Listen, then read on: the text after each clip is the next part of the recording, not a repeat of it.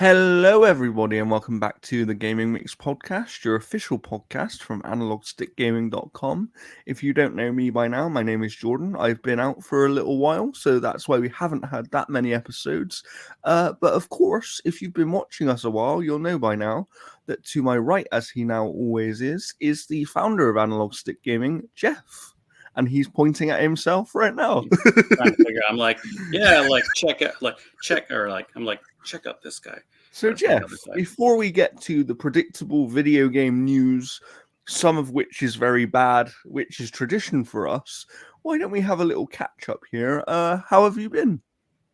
I've been okay. I had a back injection that kind of backfired. Hey. Sorry, my roommate laughed. I didn't mean that as a joke. No, it backfired essentially, and now I'm in actually more pain than I have been in the last 9 years, which has been utterly fantastic.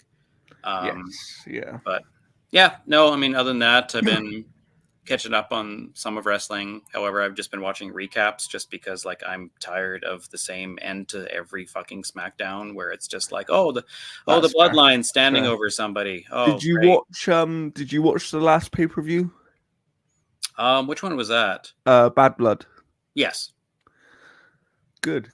I'm glad because that was a pretty good show. I enjoyed that CM Punk Drew McIntyre match. That was a fun one. And like Drew got actually like hurt with that toolbox, and he had to get his it was just horrific. Like they're taking some time off TV. Apparently WWE, and well deserved, to be fair, after that match for sure. And I heard like WWE apparently is extremely pleased with CM Punk. And apparently they're offering him a new contract or something. Yeah, and Shawn Michaels basically wants him to kind of take over the development house that he's been doing. And I mean, he seems pretty happy doing that as well. He showed up over on the development stuff a few times, and he's very experienced, so he will be able to help those people. Yeah, and I think like CM Punk's obviously had some issues, and I know a lot of people think that he's like pretty much like an ass. But I think he kind of has realized that this is his last chance, and I think he's really owning up to a lot of it. Yes, for sure. But like I've never been a CM Punk fan up until he just kind of came back. Like I honestly don't know if I've ever have seen him wrestle before he came back. Interesting. Okay. But no, like Bad Blood was okay. I think the shark cage match with the end with Timu Rhea Ripley coming in. Like now Liv has her own RR because you have Raquel Rodriguez, who has zero fashion sense, to Rhea Ripley, who like can't take a bad picture. Yeah. But that's so funny. Timu Rhea Ripley. That's basically what she is. Like she's just, I don't know. I don't think she's terribly great. She's got like a boot kick, and that's pretty much about it. Do you know what's funny though? To bring it back to gaming slightly, I've been thinking to myself, who's gonna be on the next cover of the WWE franchise? And I think realistically, there's 3 choices. I think the likely one is John Cena, because next year is his last year in the ring. Here's where I'll say no. Okay. I think that there will be the special edition, which has John Cena on it. Okay, interesting. And then the other 2 choices for me are CM Punk or Rhea Ripley. Yeah, I mean, it would be interesting for Rhea, just because. And I know that Rhea had the shared cover this year with Bianca, but the collector's edition, like, because we have to talk standard edition. Essentially, this is the one that's going to be on Walmart shelves. Essentially, I think Rhea has an extreme amount of popularity. I don't know if she has it for a cover. Interesting. So if you were to make a guess, who do you think will be on the cover of the next WWE game? Honestly, I think they'll probably go with a few. I think this will return to like the They're gonna put your favorites, the Bloodline, on there, aren't they? oh god, I won't buy the game then. No, I think because was it Here Come the Pain had like a bunch of people I think on the cover if I They've recall had quite correctly. a few. Yeah, they've had a few covers in the past where they've had multiple people on them. Yeah, So they could do that for sure. Yeah, yeah, you I never know. like Maybe the Miz will be on it. I won't buy it either.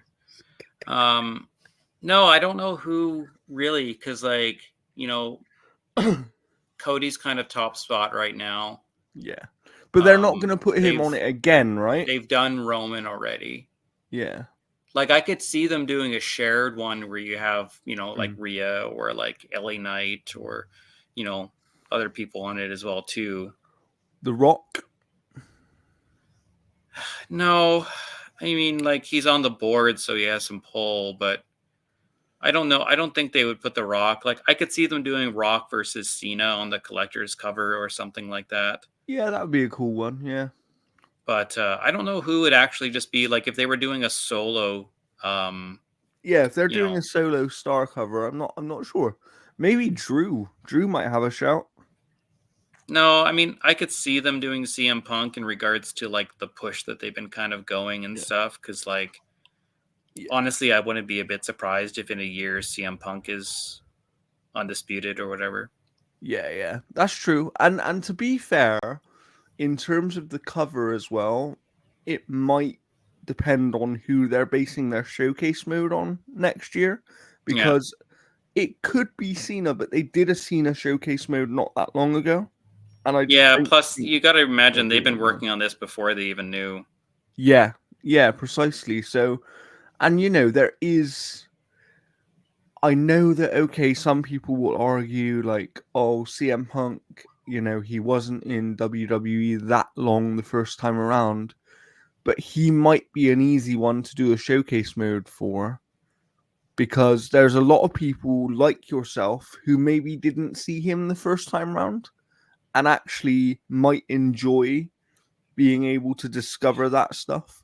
You know, what I want from the next WWE game Go is on. I want the ability to kind of like walk backstage during Raw. Yeah, yeah, Like you could look out on the stands and see it happening, where you could see an interview being prepped or whatever like that. Like yeah. just little real moments like that. I think Things would that be actually actually really neat. happen, right? Yeah, Yeah, and things that like you actually would walk around and you could almost treat it like like metaphor or persona where you have these calendar moments where you kind of build like chemistry with other Yeah. you know um athletes and stuff like that, and Yeah. like Yeah, definitely. That would be interesting, and you could have that social is where you essentially like you're interacting with fans or posting mm, on social media, and things that like that. is something that they've Oh wait, they did kind that with of AEW Fight Forever did almost that exact same thing. Oh, yes, it did actually, yeah.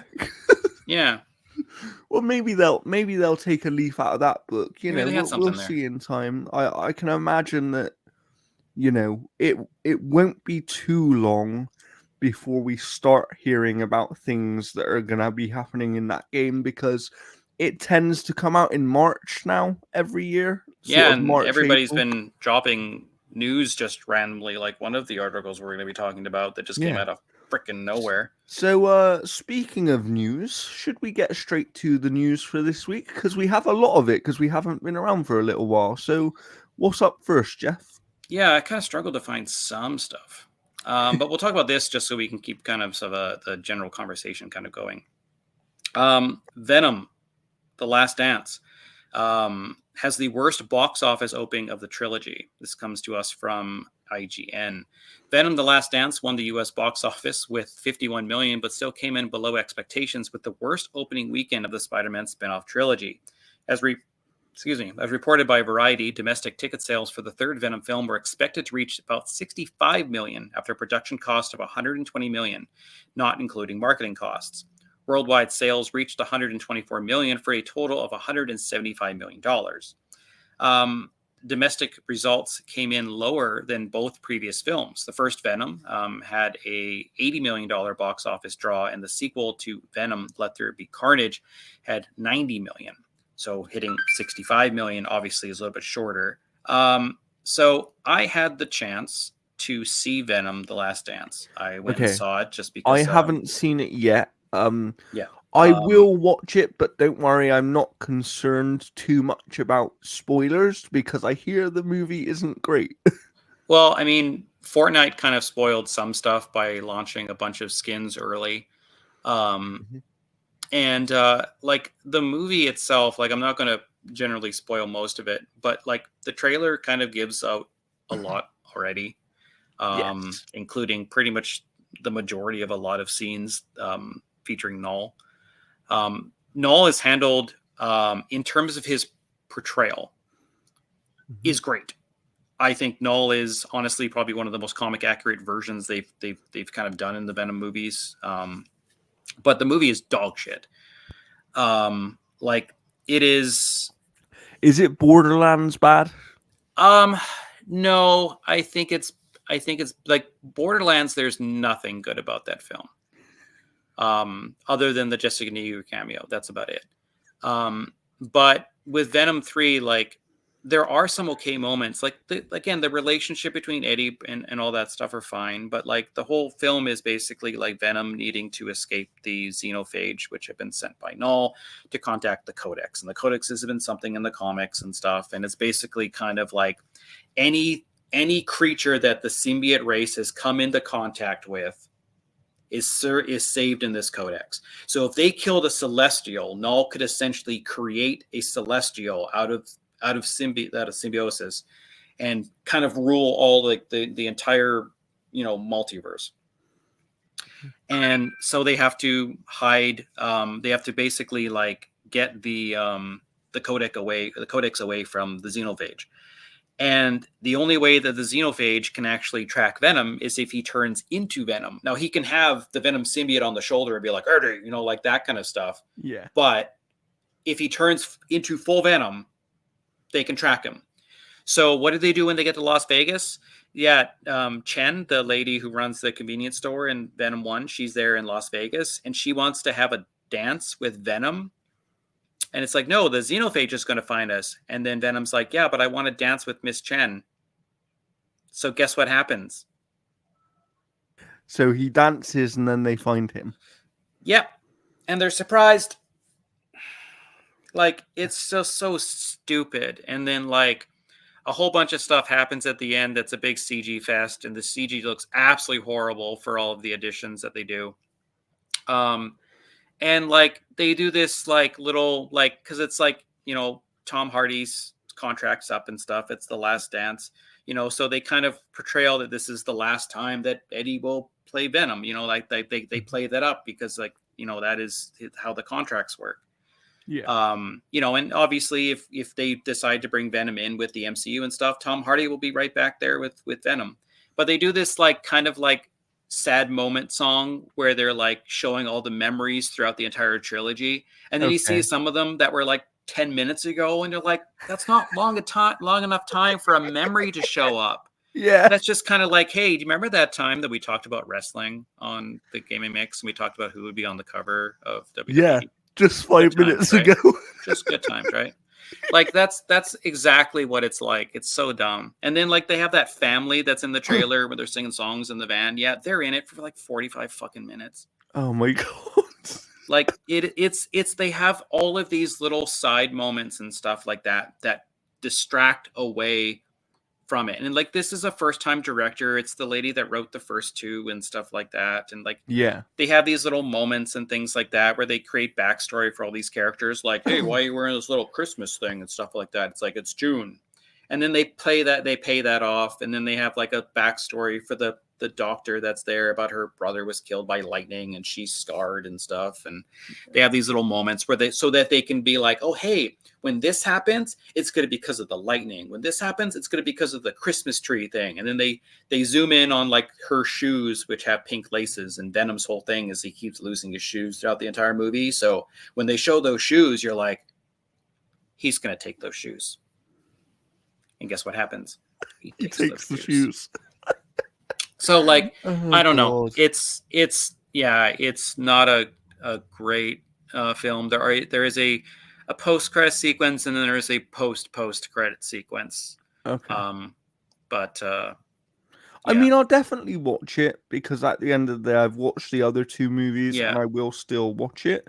But I'm certainly not in a rush to watch it in the way that I perhaps expected to be, because yeah, based on the trailers, this looked like a very interesting movie, and it seems like it just hasn't come together in that way. yeah. And like the whole thing is like, you won't believe how it ends. And it's like, no, it's the most predictable fucking movie. Like I mean, Top Gun Maverick is still the most predictable movie I have ever seen in my entire life, because you can watch one trailer and you're like, Yeah. I know exactly how Oh, I this love movie's that going to movie go. though. It's like, oh my god, it's like, I wonder if Tom Cruise is going to be kicked off the thing and then he's going to like, it's the Yeah, most yeah, predictable it's fucking very, garbage very, ever. yeah. Like, it's so, oh my god. But no, Venom 3 is just, it's just dog shit. It's not good at all. That is a shame. That is a And they shame. didn't even have cups. I was so disappointed when I got to the theater and there was no cups. They're like, "Do you want a collectible poster?" I'm like, Oh wow, really? "Yeah, okay." Oh, that is a shame. But talking about kind of rubbish, we also had the news recently to tie this in with gaming a little bit. Um, Spider-Man 2 had its DLC cancelled. Like that's not happening anymore. Yeah, we talked about it Um, last week in terms of how it won't have any DLC, and it just felt very weird considering that the prior game, like, it had these bite-sized moments, yeah. and considering that Spider-Man 2 had that whole, like, because you've beat it, right? It had that whole side quest with Wraith or whatever like that, where literally it ends with Carnage being Yes. born, pretty Yeah. much, and you're like, that would be an amazing DLC. Yeah, like they left the seeds for good DLCs. And there are Yeah. seeds in the game that clearly they had made plans to do these DLCs. So I have to wonder why they aren't happening. But And it man, also I makes would me have loved to have wonder. played that multiplayer Spider-Man game that Yeah, leaked. yeah, definitely. And it also makes me wonder, like, because there was the leak of a standalone Venom game. Yeah. And I just wonder if that's even happening now, or whether that Yeah. isn't going to happen either. Like, because the sections where you play as Venom, like there's a bit where you play as Venom in the Spider-Man 2, and I enjoyed that. Like, that was pretty fun. Yeah. um, so a Venom game would have been interesting. I'm interested to see if they're still doing it, but who Yeah. knows? Who knows? But talking of Sony, they've and PlayStation, they've not given us the best news this week, have they, Jeff? No, I'm gonna bring this up here. Where do I have it?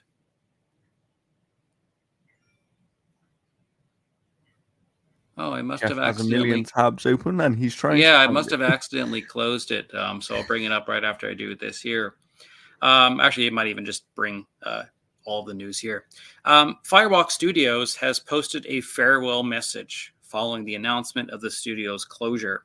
Parent company Sony Interactive, which only acquired Firewalk last year, confirmed on Tuesday that it was shuttering the company after its debut title bombed.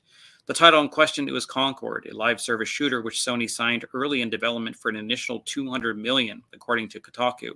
Its sources claim that amount wasn't enough to cover the game's full development and also didn't include the acquisition of the Concord IP rights or Washington-based Firewalk itself. An earlier report claimed it cost approximately $400 million to make the game. Sony took Concord offline and pulled the game from sale within 2 weeks of its release this summer, citing a poor reception from players. In a farewell message published on Twitter, Firewalk said it was proud of the studio's work and its effort to help push the medium forward, and it thanked players for coming along for the journey. Sony also announced that it's closing Neon Koi, a mobile game developer formerly known as Savage Game Studios, which it acquired in 2022.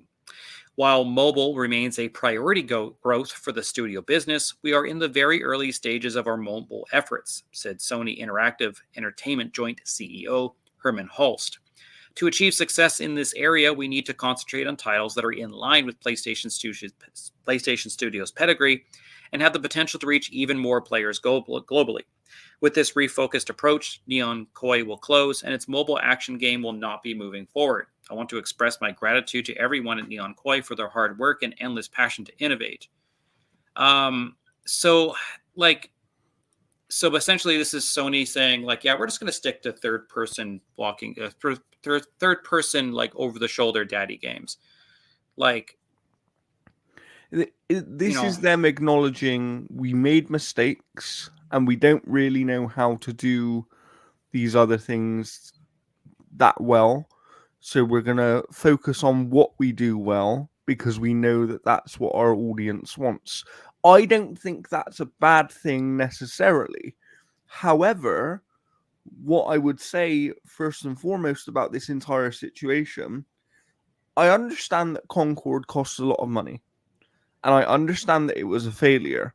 But a big part of the reason that it was a failure is because of how PlayStation handled it and positioned it as a video game. So, how you can shut a studio after their first game ever when you have mishandled aspects of that game. Yeah, it's bad. It's bad. It's a really bad situation. And then I really feel for the mobile studio as well because they got acquired and didn't even get a chance to make a game. Yeah. And like, yeah, it is incredibly dumb because like they never even had a chance to kind of redeem Concord. Yeah. Like that game is like effectively one of the most biggest bombs I think in not in gaming history, but I mean, because like again, a lot of headlines are like saying Concord cost $400 million to make. It didn't, because that's the price of the studio. That's the price of the IP. That's the price. Yeah. Like there's other costs and things like that that kind of warrant that. But still, it was a very expensive game that basically was out for 2 weeks and then it's done. Like, yeah, I would love it's for a them. very, very big failure. It's not quite ET that got buried in landfill, but it's a very big failure within gaming history. Like, I would almost love to see them kind of even do the Paragon thing where they just basically said like, hey, we're just going to keep these assets up here, and if you want to use them, because like Paragon is coming back. Yeah, but no, it is unfortunate that I think it's a real shame they're because shuttering the studio instead of just saying like, hey, go make something else. And also, if you're shutting the studio, why not release the game as free to play anyway? Like, yeah, the problem with that is that would probably like it's not so much like turning a switch. No, I understand that. Yeah, like they would have to spend probably the next like 6 months with half the team just getting it to function as free to play.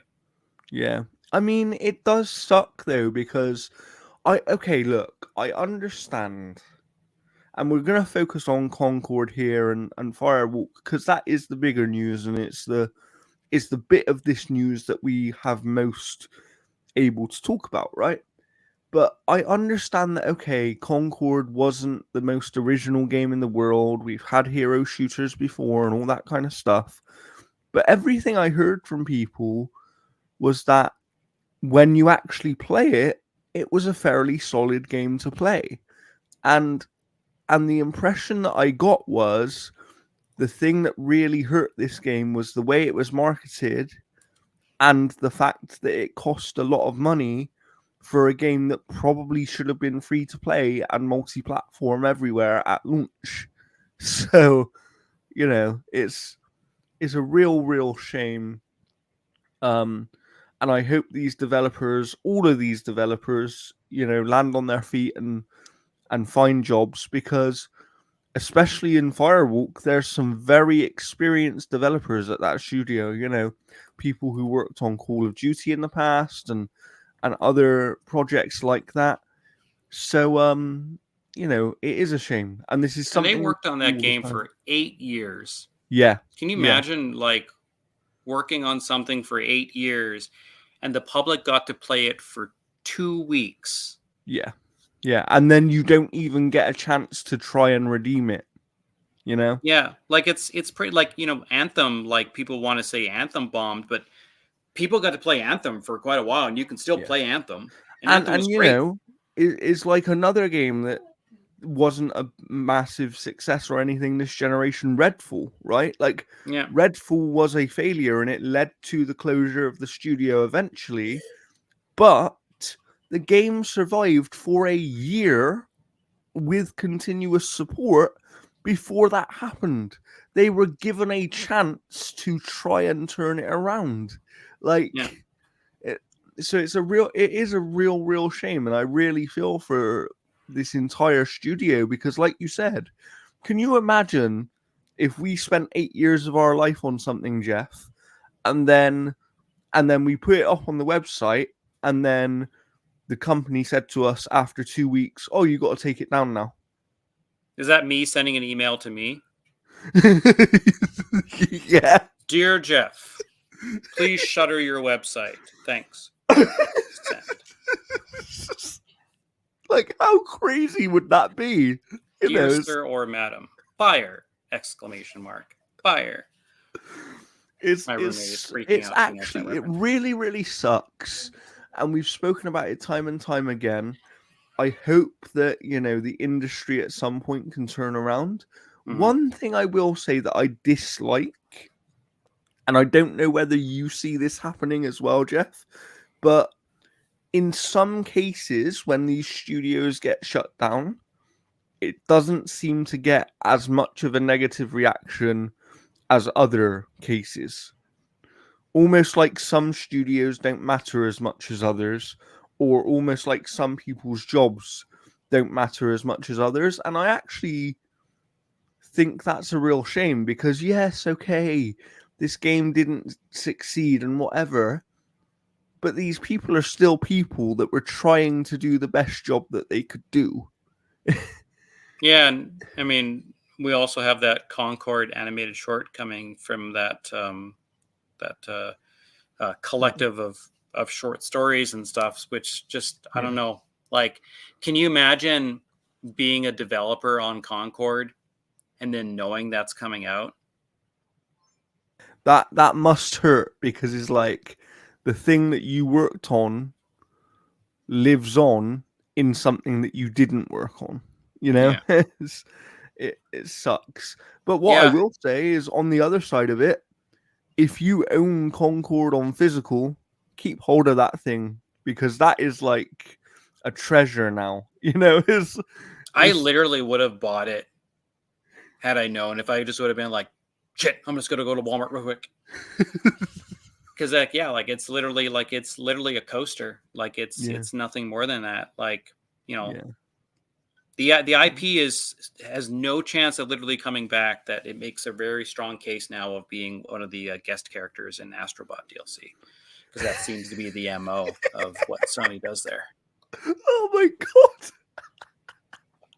Yeah, I went Oh there. wow, yeah, maybe you're right. But anyway, let's move on because we have much more news to get through here. So, what is next? What do we got here? Okay, so this comes to us from Game Industry Biz. Fozzie Mesmer becomes the creative director for Beyond Good and Evil 2. The veteran designer replaces Emile Morel, who passed away last year.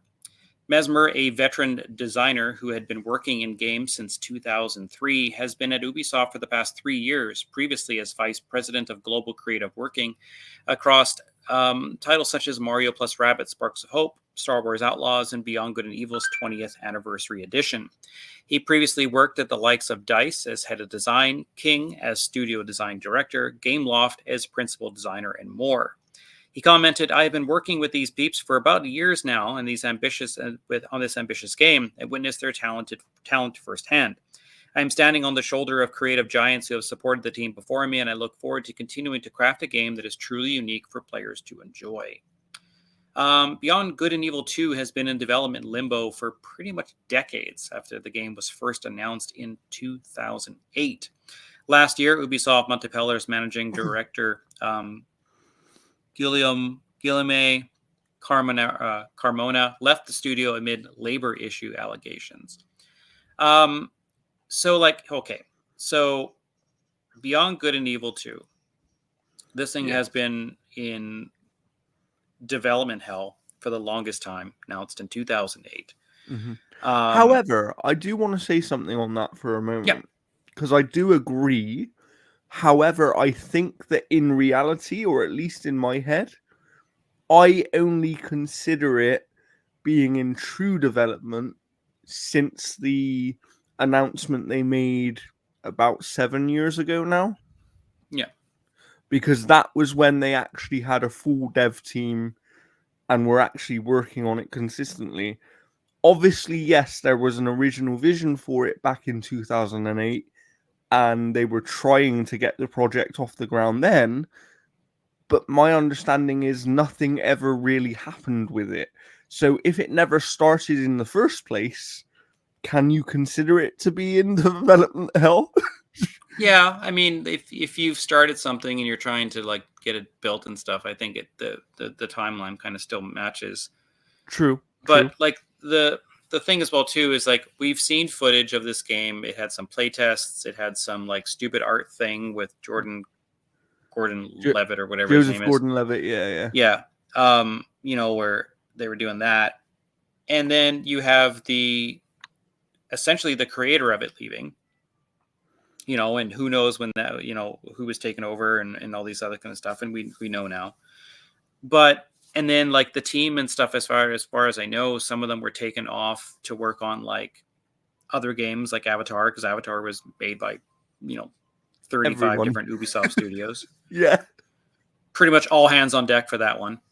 Because that team was also working on Star Wars, right? So I Yes. mean, like, Yeah. holy hell. Like that's their monolith, pretty much monolith soft, essentially, where they're just working on everything and everybody else's stuff.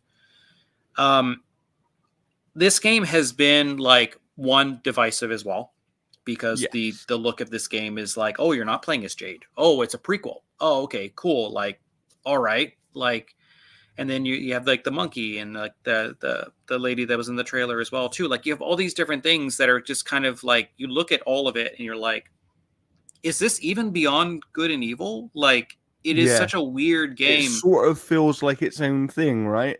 Yeah, and through all the development, like the next time we look at this game, is it even going to look like that? Yeah, that's Like very true. that's That's very like true. we don't even know what this game looks like anymore. Like, and the amount of money that they've spent, like the game looked gorgeous. The open, like, Yeah. it's the closest we've ever got to a Fifth Element game. Yeah, yeah, that's true. Like the whole taxi sequence and stuff like that. Like that's the closest we've ever got to that. I mean, we've had a And the Fifth other Element thing game. is It the fact that wasn't they great. got to the fact that they because I know that people have concerns about this game and some people think it will never be released and stuff like that. But in my head, the fact that they got to something that was actually playable to the point where they showed like hours of gameplay of this thing. There were streams of hours of gameplay of this video game. Um yes, like in development builds and stuff, but the fact that it was playable to that extent does give me a lot of hope that this video game exists. But as you say, Jeff, I just wonder whether the next time we see it, is it going to be something very different? Have they rescoped it into a different kind of project? Obviously, the original creative lead on it unfortunately passed away after kind of leaving. And now they have someone else different at the helm, right?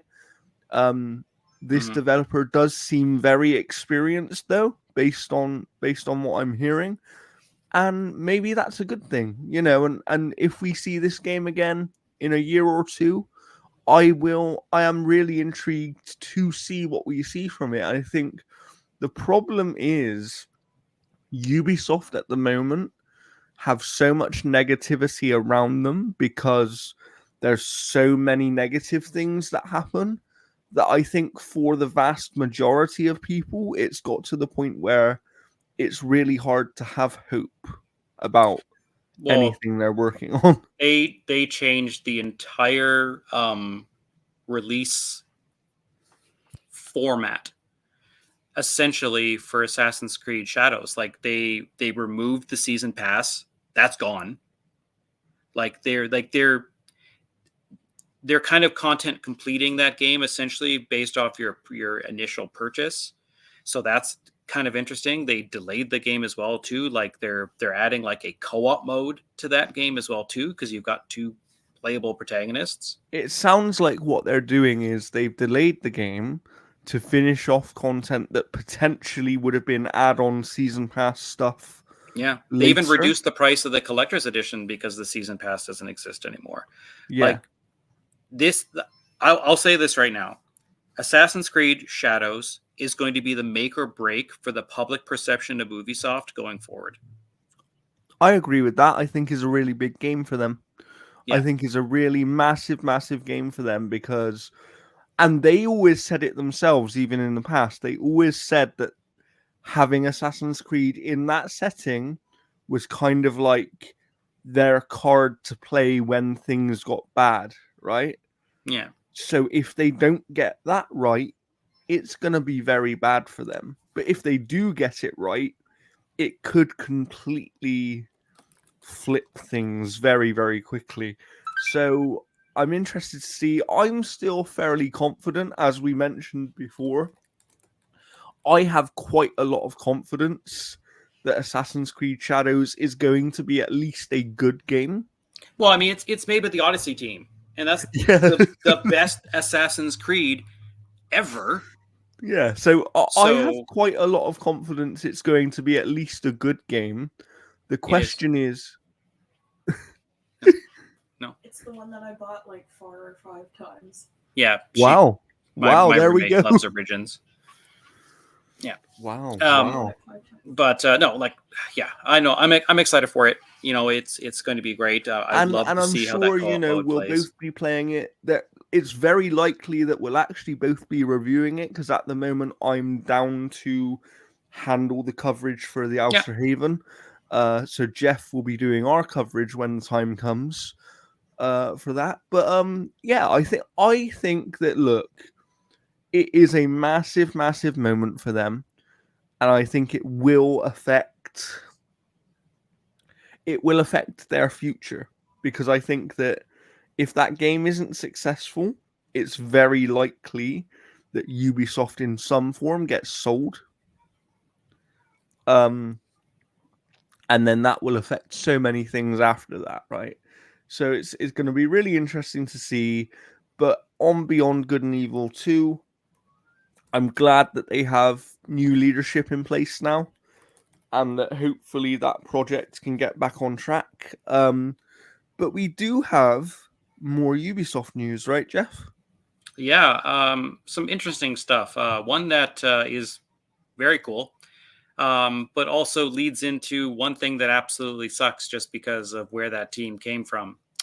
So Ubisoft has started an exploration phase of the Rayman brand.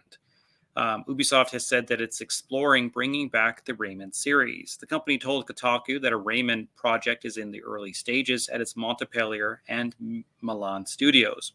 It also confirmed that Rayman and Beyond Good and Evil director or creator Michael Ansel, who left the company in 2020, is also consulting on it. We are pleased to confirm that Ubisoft Montpellier and Ubisoft Milan have recently started an exploration phase on the Rayman brand. The project is still in early stages, and we will share more details later. So the one reason why I kind of wanted to bring that little bit of news up, because it's literally just a tease of like, hey, you know, Yes. we're trying to bring back that, is this news.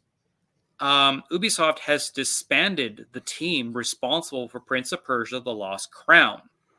Now, if you recall, One of the Lost best Crown, games of the year. yeah, Lost Crown, one, critically acclaimed. It just didn't lead the sales. But that team is the team that made what, Rayman Legends, whatever, that really good Rayman game. Yes. Yeah. So here, we'll continue on here. YouTuber Gotez, part of the French YouTube channel Origami, reported the news on Tuesday, citing sources including multiple developers from Ubisoft Montpellier. There's been an update here as well, too. So Ubisoft has now responded to the report, essentially confirming it to be true. In a statement to Eurogamer, the game's senior producer said, I'm not going to say that name. I'm horrible for pronouncing names. It could be Bob Frank, and I'll stutter on it. Said, Prince of Persia, The Lost Crown is now at the end of its post-launch roadmap with 3 free content updates and 1 DLC that released in September. We are now focusing on making the game available to more players. Most of the team who worked on Prince of Persia, The Lost Crown have shifted to other projects and that will benefit from their expertise. We know players have a love for this brand, and Ubisoft is excited to bring more Prince of Persia experiences in the future. According to, this is after the update. According to Gautez, the game's initial sales were lower than expected, meaning any possibility of a sequel were effectively ended within weeks of the game's first release. The report says that some members of the development team pitched a sequel, which turned into the pitch to the 2 DLC expansions instead. It's also claimed that Ubisoft's justification for rejecting the sequel pitch was that the release of a sequel would cannibalize sales of the original game, which were already lower than expected. Gautez also added that from what he had heard from his sources, The Lost Crown didn't suffer from production issues, and that in fact the team considered it a joy to make. I heard or read the best production of my life 3 or 4 times in one weekend about the development. It provided both hope for another way of creating and a rehabilitation zone for people burned out by Beyond Good and Evil 2, but the team was disbanded by Ubisoft. Like, this is such a... You make a game that is pretty much beloved by the people that have played it. It is a Game of the Year contender for several content creators, several outlets, several everything. So I'll put it this way. I don't know anybody, literally no one, who's played that game that doesn't like it. I even had a friend at work who's playing Metroid Dread, and I'm like, hey, play Lost Crown. It's one of the best Metroidvanias pretty much out there. It doesn't reinvigorate the genre or anything, but it is some of the most satisfying moving since Dread. Yeah. I want to say so. Okay.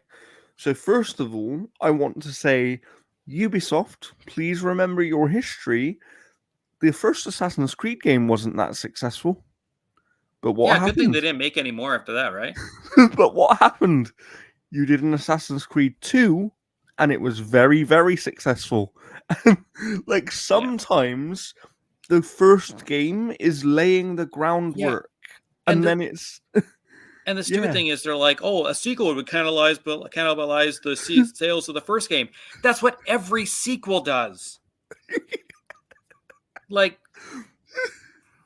It's crazy. But I do want to say, on the Rayman part of this news, I think it's interesting that obviously Ubisoft Milan are potentially working on this as well. Because do you know what they made, Jeff?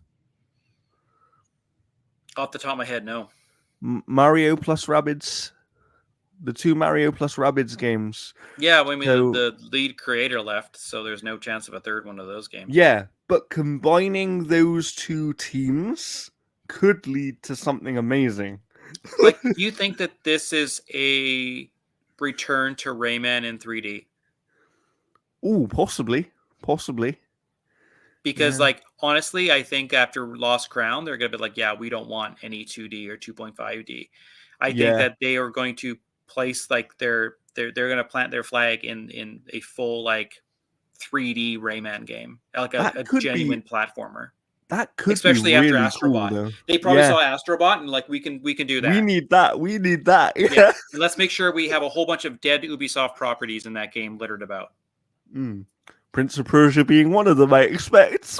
Pretty much. You're going to have a Prince of Persia outfit. You're going to find a little Prince of Persia guy. And maybe they'll have VIP, the Pamela Anderson series, because they made a video game off that years ago. I'll say it again right now.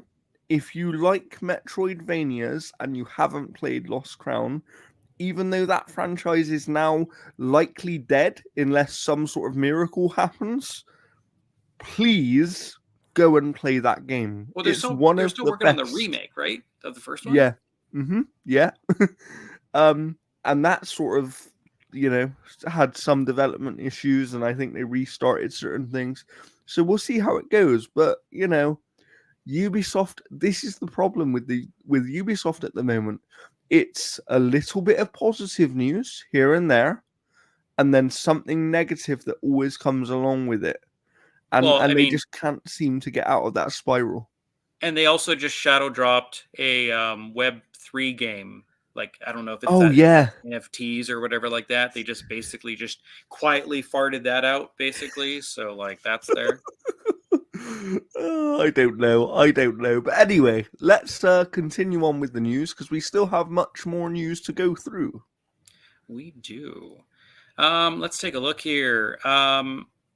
Guerrilla Games has recast the role of Sylens in LEGO Horizon Adventures. Lance Reddick, who previously played the role of Sylens in the Horizon series, passed away last March at the age of 60. In a statement provided to IGN, Sony Studio Guerrilla said a new actor has taken on the role for the upcoming LEGO spin-off. Lance Reddick tragically passed away in 2023, and he is deeply missed within Guerrilla and our community. He wonderfully portrayed the essential character of Sylens in Horizon Zero Dawn and Forbidden West. The character of Sylens does appear in LEGO Horizons Adventure, and we will introduce the new actor at a later date. Hearing the voices of the original actors, including Ashley Birch, J.B. Blanc, John McMillan, and John Hopkins, has really brought back the tone of camaraderie found in the original game. So this is... it's good to see that the character for Sylens will continue. I am wondering if this actor is going to take on the role of him in Horizon in the main 3, franchise, yeah. because like Sylens is going to play a big role. Sylens is game. basically the second main character of the franchise. Yeah, like I don't know if it's kind of like at the very beginning, it's kind of like, no, big giant robot dinosaur Sylens, no. And then like he's just like killed off in the first 2 minutes. This really does suck in a way because Lance Reddick is, an icon among gamers at this point, and I if will you like say movies though, as like well, his Hellboy is really bad. yeah, Like I love him in almost everything he's ever done, but I've played that new Hellboy game, and that Hellboy is not great. That's a shame. That is a shame. But like I'm interested to see what they do with Cylon. In it, like I'm likely going to buy the LEGO Horizon game. And the interesting one about this as well is if you've played Alan Wake 2, you will know that Lance Reddick was meant to be in Alan Wake 2. Like, Warlin Door was meant to be his role, and that obviously got recast at the last moment. And I forget the actor's name right now, but he's a British actor. David Harewood. Role. He's from Supergirl. I wonder. It just makes me wonder. Can you like? Oh, what if it's him? Yeah, what if it's David Harewood? Yeah, I know. That's what I'm thinking. I don't know why, but he's got the same sort of performance ability. Like it would be interesting. He would be great. Yeah, like he would have been. Actually, he would have been even better than Keith David for taking on the role in Destiny. I agree. Like David Harewood's great. Like people want to like shit on Supergirl all the time, but he was a fantastic Martian Manhunter. Yeah. But what I want to know as well is they've recast the part, and maybe this is just me, but I really hope they keep the Lance Reddick appearance of the character though, and don't change his appearance. To me, that is like, when we use the analogy of like, it's basically like that game wearing the skin of another game. Mm-hmm. Like I think but how can you change his appearance? I think that would be more disrespectful. Interesting. Yeah, maybe you're right. But I just think to myself, how can you justify completely changing his appearance? Well, I mean, like, Thunderbolt Ross is been recast as True. Harrison Ford, Yeah. But and they made that. have we ever had that in a game before? I think Like, so. yeah, interesting. Maybe we have. I think several times. Like, here's the thing, it's a very, very different beast than some of the other things because the character's face is being used. It's different when you have like a completely different character being played by somebody who has a unique look designed to that character. It's not just the face. Yeah, that's But I true. mean, When in it terms isn't of the that facial actor's face, capture, it's easier, right? Yeah. because if they do the facial capture for silence and stuff like that, the mouth and cheeks and nose and eyes and stuff don't line up. So it may be easier for them to just grab David Harewood, and just have him as the new character. Like, it'd be completely different if they just like recast him as like a white character. Like, Oh, of course. they Of definitely do have course. to keep like the race of the character, present there. Yeah. So I think like having him like there and being like and taking over that role, there's a visual like presentation to what he wears and all that kind of stuff that will help as well too, because he has a Yeah, very that's unique true. fashion sense compared to everybody else. That's true, actually. Yeah, I agree with that. I really, I don't know how we got to David Harewood, really, but I would, I would love it to be David Harewood. He Like, would be, yeah.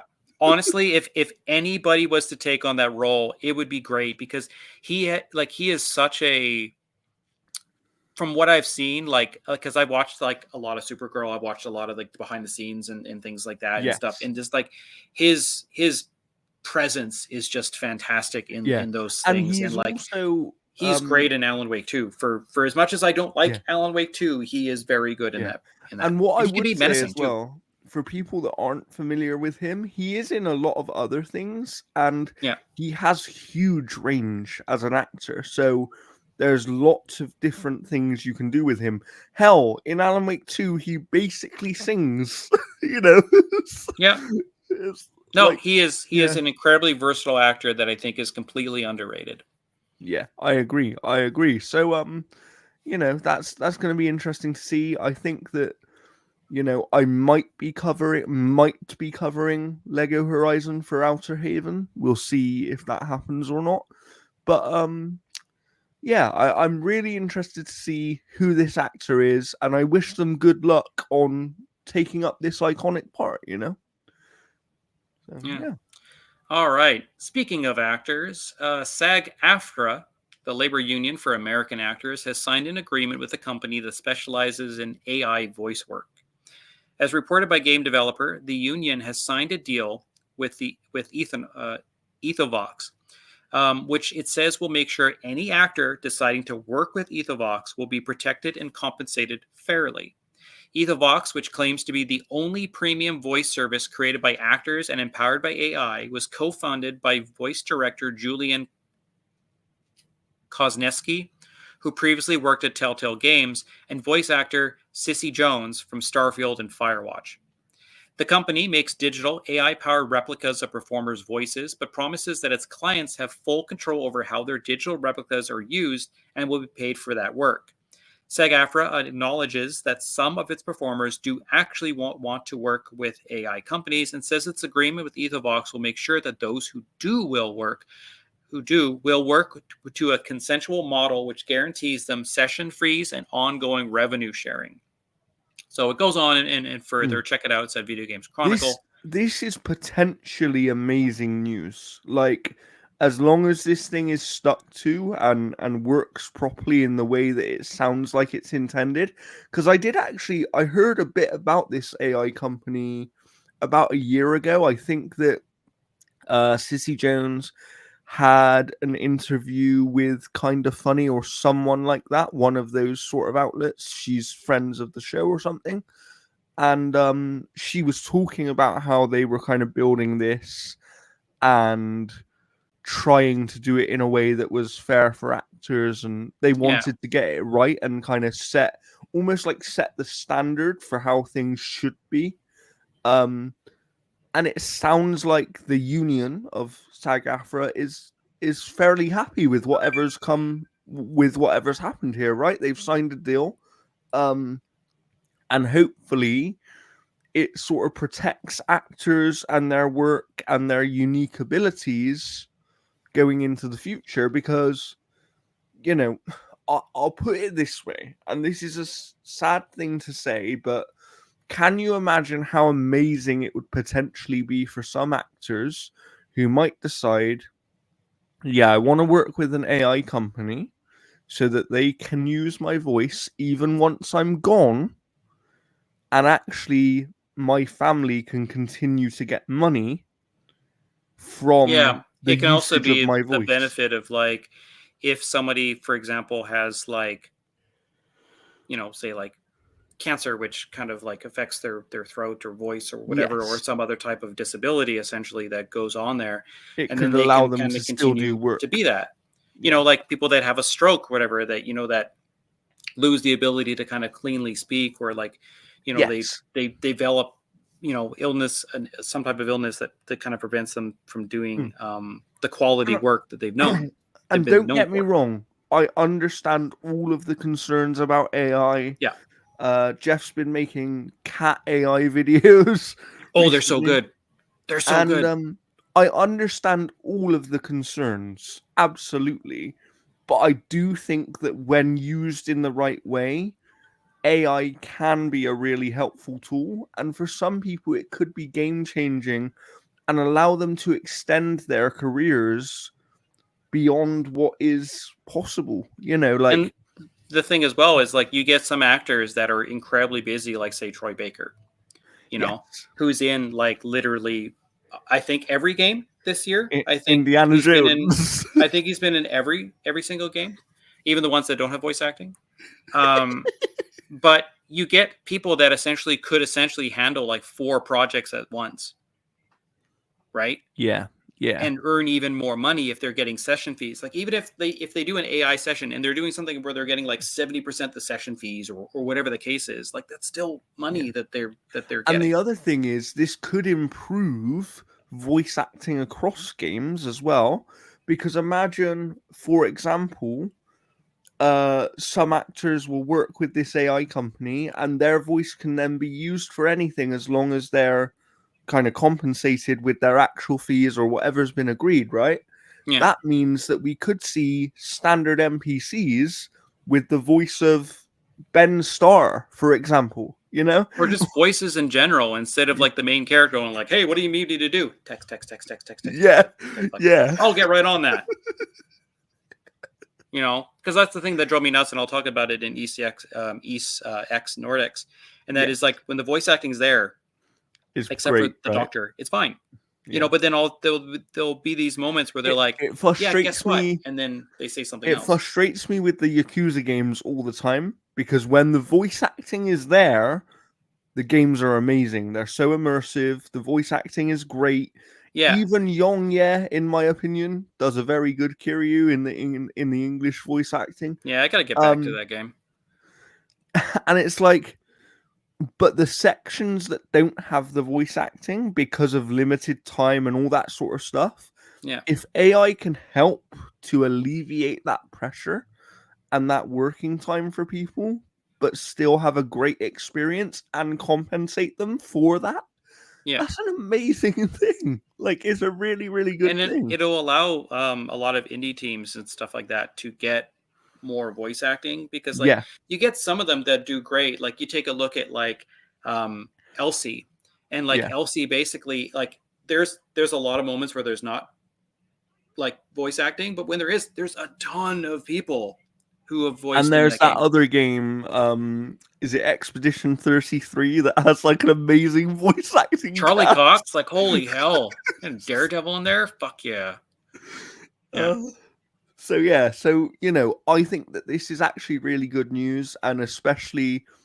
if it's something that the vast, because clearly for the SAG-AFTRA to agree to this, they must have put it to some sort of vote, right? So it's something that the vast majority of actors must have agreed with and been okay with. So it's going to be interesting to see how this does impact how other companies use AI in the future as well. Because this is the thing, it only takes one company to set the standard, and then everybody has to follow it, right? So this could be potentially massive news for the future of content creation and AI usage in terms of voice acting. Yeah. So it's definitely something we'll keep an eye on. But for now, I think we should continue rolling with this news train. What other news do we have here? Sure. Sorry, I meant to have this one follow up our Ubisoft conversation. The director of publishing at Baldur's Gate 3 studio, Larian, says Ubisoft management is to blame for Prince of Persia: The Lost Crown selling below expectations. In a post on Twitter, Michael Dowse suggested that the game's relative failure wasn't down to the development team's work, but to Ubisoft's management. Dowse says that Ubisoft should have released the game on Steam on day one rather than 7 months later. Instead, the PC version launched on the Epic Games Store and the Ubisoft Store, which Dowse said would have been underused by players at the time. The last notable game on their platform was arguably Far Cry 6 in 2021. The Crew, Mirage, and Avatar came in 2023 and didn't perform, so you can assume the subscriptions were at a lull when Prince of Persia released by 2024, which means people wouldn't be launching their store all too much. If it had released on Steam, not only would it have been a market success, but there would have been likely a sequel because the team was so strong. Dowse added that the critical success of the game, which ended up with a Metacritic score of 85 to 87, depending on the format, would have led to better sales had Ubisoft released it on Steam at launch. It's such a broken strategy, he wrote. The hardest thing is to make an 85 plus game. It is much, much easier to release on day one. It shouldn't be done as it was. And to be fair, to Ubisoft's credit, I think this is something they've clearly learned now, right? They did announce Shadows is going to launch day one on Steam. Yeah. And they announced that going forward, all Ubisoft games will be day one on Steam. When you ignore the biggest store on that platform, it's always going to cause some problems, isn't it? Yeah, because I mean, Epic can give them a lot of money, sure, but it doesn't translate to actual sales of the game, which is the bigger metric that they're looking at. And I understand that they're trying to grow their subscription service, and I think that is okay, because look, as someone who is currently subscribed to their subscription service, I actually think that if you play the vast majority of Ubisoft games, it is worth the money. The problem is subscription services take time for people to come around on, for one, and also they require consistent quality content, and that isn't something that Ubisoft always has. They do, but not always. They will have quiet periods, and as the person says here, they had Avatar didn't really hit with people. Obviously, Outlaws as well this year kind of came, and that was a bit more divisive than I think they expected it to be. I personally really, really, really liked it. But I just think that, it's a hard one, because I understand trying to grow your subscription. That subscription obviously is also available on Xbox now, which helps it as well. But like you said, PC is this really funny space where if you're not releasing the game on Steam, you have potentially millions of people that will not buy your game, no matter how good it is, just because it isn't on Steam. You on it, I'm not joking. If Elden Ring, for example, the game of the year when it came out, an amazing, amazing video game, by many regarded as one of the best games ever made, if that wasn't on Steam, there are millions of people that would not have bought it. And it was a cultural phenomenon because it was available pretty much everywhere. Yeah, so it does make a difference, and it's the same reason we see other companies right now thinking about putting their games on platforms that they perhaps wouldn't have put on in the past. The industry has changed, and the more places you are available, you're almost guaranteed to have more sales. It's just simple logic, and it is a shame. But also the other thing I'd say of it is it's a shame that people on PC don't feel more able to more able to use other storefronts and that kind of thing. But why don't we move on here, Jeff? Because I know that we do have another bit of bad news to get to before we end off on some good news, and then we move into talking about what we've been playing. So Yeah. what do we have here? The CEO of Microsoft, Satya Nadella, I don't know how to say his name, is getting a pay raise. Said it right the first time. Nice. Is getting a pay raise. A $30 million one. According to a proxy filing published earlier this year, or earlier this week, and spotted by NBC, Nadella's compensation for the fiscal year of 2024 totaled $79 million. $2.5 million of this was his base salary.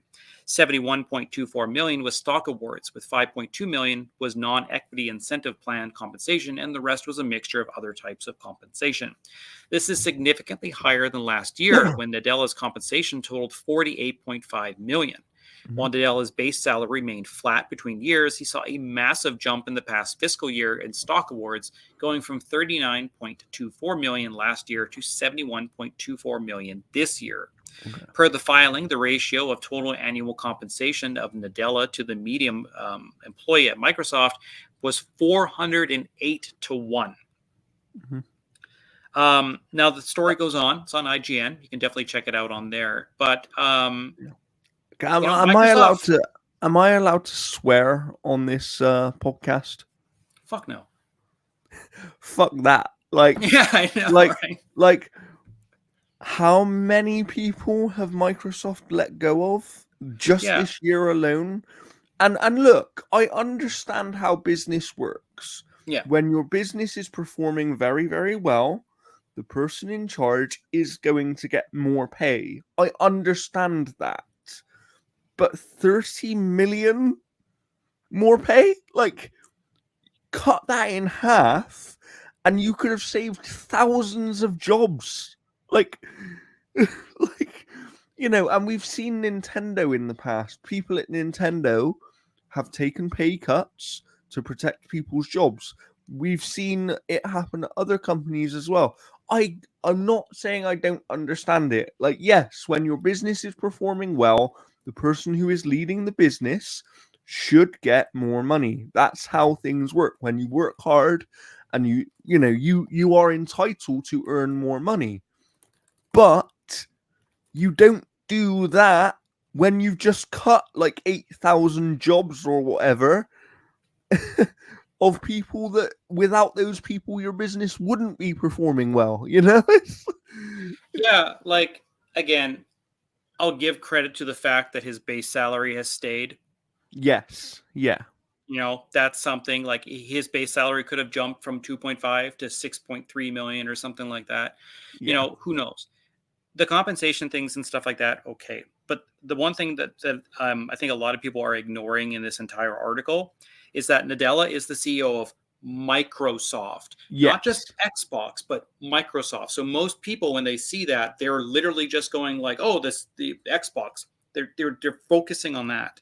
Yeah. So like Microsoft is a massive tech company. Much bigger company. Yeah. Yeah. But I mean, the 408 to 1 is just the, Yeah. Where he's getting paid 408 times more than the average Microsoft employee. Yeah, and like they've shuttered like Microsoft proper, people, and then Xbox as well too. Yes. But yeah, like I don't know. It's one of those things where it's like, you get what is it, Nintendo, like what's his name, took a pay cut. Yeah. Yeah. Right. But yeah, it's just one of those things where it's like, it sucks to hear this type of thing after all of these employees that eventually have lost their jobs. If you had no job losses this year and then you hear this news, no one would be complaining. But it's the fact that you cut thousands of jobs. Yeah. And some of those jobs probably unwarranted as well. Like, I can understand losing a job if you're underperforming or like redundancy, things like that sort of thing. But you have cut some of those jobs just to keep your margins in a very good place when they're in a good place anyway, even if you kept all of those jobs. So It's almost like they cut enough jobs that if those people would have just made like games, Mm-hmm.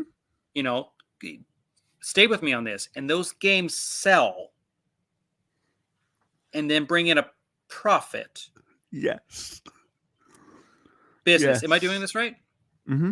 Mm-hmm. Business, numbers. It's people. The problem is, and look, it comes down to one word really, and that is greed. And I'm not talking about Satya Nadella's greed per se.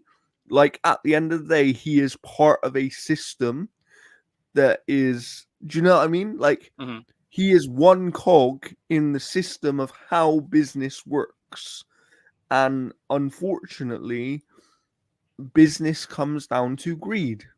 Like people want to make as much money as possible, and they will do anything they can to do that. And it's like just making money apparently isn't enough, Jeff. Like if I said to you, we can do something and we will make, we'll make a million Canadian dollars next year, Done. Jeff. Sign me up. Where can I Right? sign? We'll make $1 million Canadian dollars Oh, you're next teasing. year, and we'll split that between us. But you could get rid of me and then keep all that money for yourself. Do you know what I mean? That's the dream. Oh, wait, sorry. Say that. Oh, was my mic on? But that's what I mean. Like it comes down to greed because apparently making money isn't enough anymore, Jeff. Like that happened a long time ago, I'm sure. But why don't we end on some good news here? Do we have some good news to end? Well, speaking of making money, and we're talking like this is a $1 billion idea. The Oregon Trail video game series is going to be adapted into an action comedy film produced by Apple. As reported by the Hollywood Reporter, the film would be directed and produced by Will Speck and Josh Gordon. The duo most recently directed the sci-fi comedy Distant and are the creators of Hulu's animated series Marvel's Hit Monkey. The adaptation will be written by the Lucas brothers, who co-wrote and co-produced Judas and the Black Messiah, as well as Max Reisman. Benji Pasek and Justin Paul will provide original music for the film under their production banner Ampersand. Pasek and Paul are known for their work on La La Land and Only Murders in the Building. There's some producers attached. I don't know who's actually cast in this movie, but I'm curious who's going to play Dysentery and how many people are they going to kill. But like honestly, I'm fine. Like for me, if you're doing an action comedy and stuff and this kind of like that, I would almost love to see like Andy Samberg or something. Because I can tell you right now, if it's Jack Black, I am not watching it. Yeah. I am so like the Jack Black saturation is too much. What I will say, this is an Apple thing, right? We said Apple's connected to this. Apple rarely miss. Like Apple has high quality things across the board. So I'm pretty confident that whatever they do here is going to be good. Like it doesn't say like who is like cast. So it's like movie actors. I don't know who is going to be cast. I'm not 100% too sure. I don't see pretty much anybody. Interesting. Maybe it's in the very apparently they already stages. they made Oregon Trail. That's a completely different movie. That's I mean, like they, maybe somebody dies of dysentery in that movie. They had another movie. Oh, this is like black and white and stuff. Oregon Trail is headed your way. It's oh my god. But yeah, look, I'm excited to see kind of what they do with this. Like depending on the cast, I think that it's a kind of a neat idea. Yeah. I'm sorry, you've killed me. I'm dying of laughter. No, I was telling my roommate about the dysentery joke, and I'm like, I'm putting this in the podcast. Oh, brilliant. But anyway, we still have a bit of time here. We do. And I think we should talk about what we've been playing. Because you've been playing some stuff you can't speak about yet. I do want to talk about one last news thing because I'm gonna hate myself if I don't talk about it. Go on. because it's the most important news of the entire day. And that Okay. is Nintendo has announced a remaster of the Wii U title Xenoblade Chronicles X for Nintendo Switch. Xenoblade Chronicles X Definitive Edition will release on Switch on March 20th, 2025, featuring enhanced visuals, added story elements, and more, according to the platform holder. This edition features your character at the center of the action in a standalone sci-fi story. This is even more to discover in this definitive version of the game. Just who is the mysterious hooded figure on the beach? You'll have to stay tuned to learn more. So this game has been kind of it's a spin-off, like it's not connected to the previous one. So Xenoblade Chronicles 3's DLC kind of connects all of it except for Xenoblade Chronicles X. This has been its own thing. And the trailer ends essentially with this guy waking up on the beach and this hooded figure, and he's like, "Wait, you're," and he pulls the back, but you don't see any of it. So I'm very interested to see what they're going to do there. Interesting. Yeah, that does sound really interesting. I've still never played a Xenoblade Chronicles game, so but this one does interest me, and I do want to. I've always wanted to play them. Yeah, I've just never ever got around to it. So and maybe I will. Maybe now is the time. And Monolith Soft is the best development team that Nintendo has right now. Like they have helped. Like people will be like, "Oh, the Xenoblade Chronicles, blah blah blah." They like honestly, without Monolith Soft, you wouldn't have Breath of the Wild. You wouldn't have Tears of the they Kingdom. work so much magic on so many of the other games, right? They were absolutely crazy. like pillars of those games being made. Their development know-how on the Switch is second to none. Yes. Like you take a look at like some games that come out that look like complete ass, and then you look at Xenoblade, and their worlds are massive and they look great. Yeah, and they run good.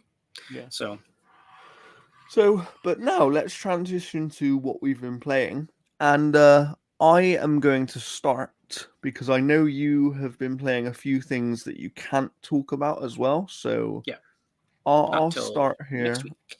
But I do want to bring something up before I start. So give me a second. I'm just finding it here. It is here. Here it is. So there has been reports, as you will know, Call of Duty Black Ops 6 released last Friday. And there has been some early reports from Ecstasis, the Spanish leaker on YouTube who always seems to be right, but kind of gets things. Nobody knows where he gets his information from. And he put out a tweet recently saying that he spoke to sources familiar with Activision, and he's been able to learn and share with us that Black Ops 6 is the best performing Call of Duty in at least the last 10 years. Apparently, as well, a little over half of all console players for Black Ops 6 have played it on Xbox, which marks the first time that more people have played a Call of Duty game on Xbox than PlayStation. And on PC specifically, over half of players have played through PC Game Pass rather than Steam. And it has marked a record for day one subscribers on PC Game Pass specifically. So if that all rings true, it sounds like it's been a massive success both for Call of Duty and for Game Pass itself. But speaking of Black Ops 6, I have been playing it. I will have a full review over on the Outer Haven at some point later in the week.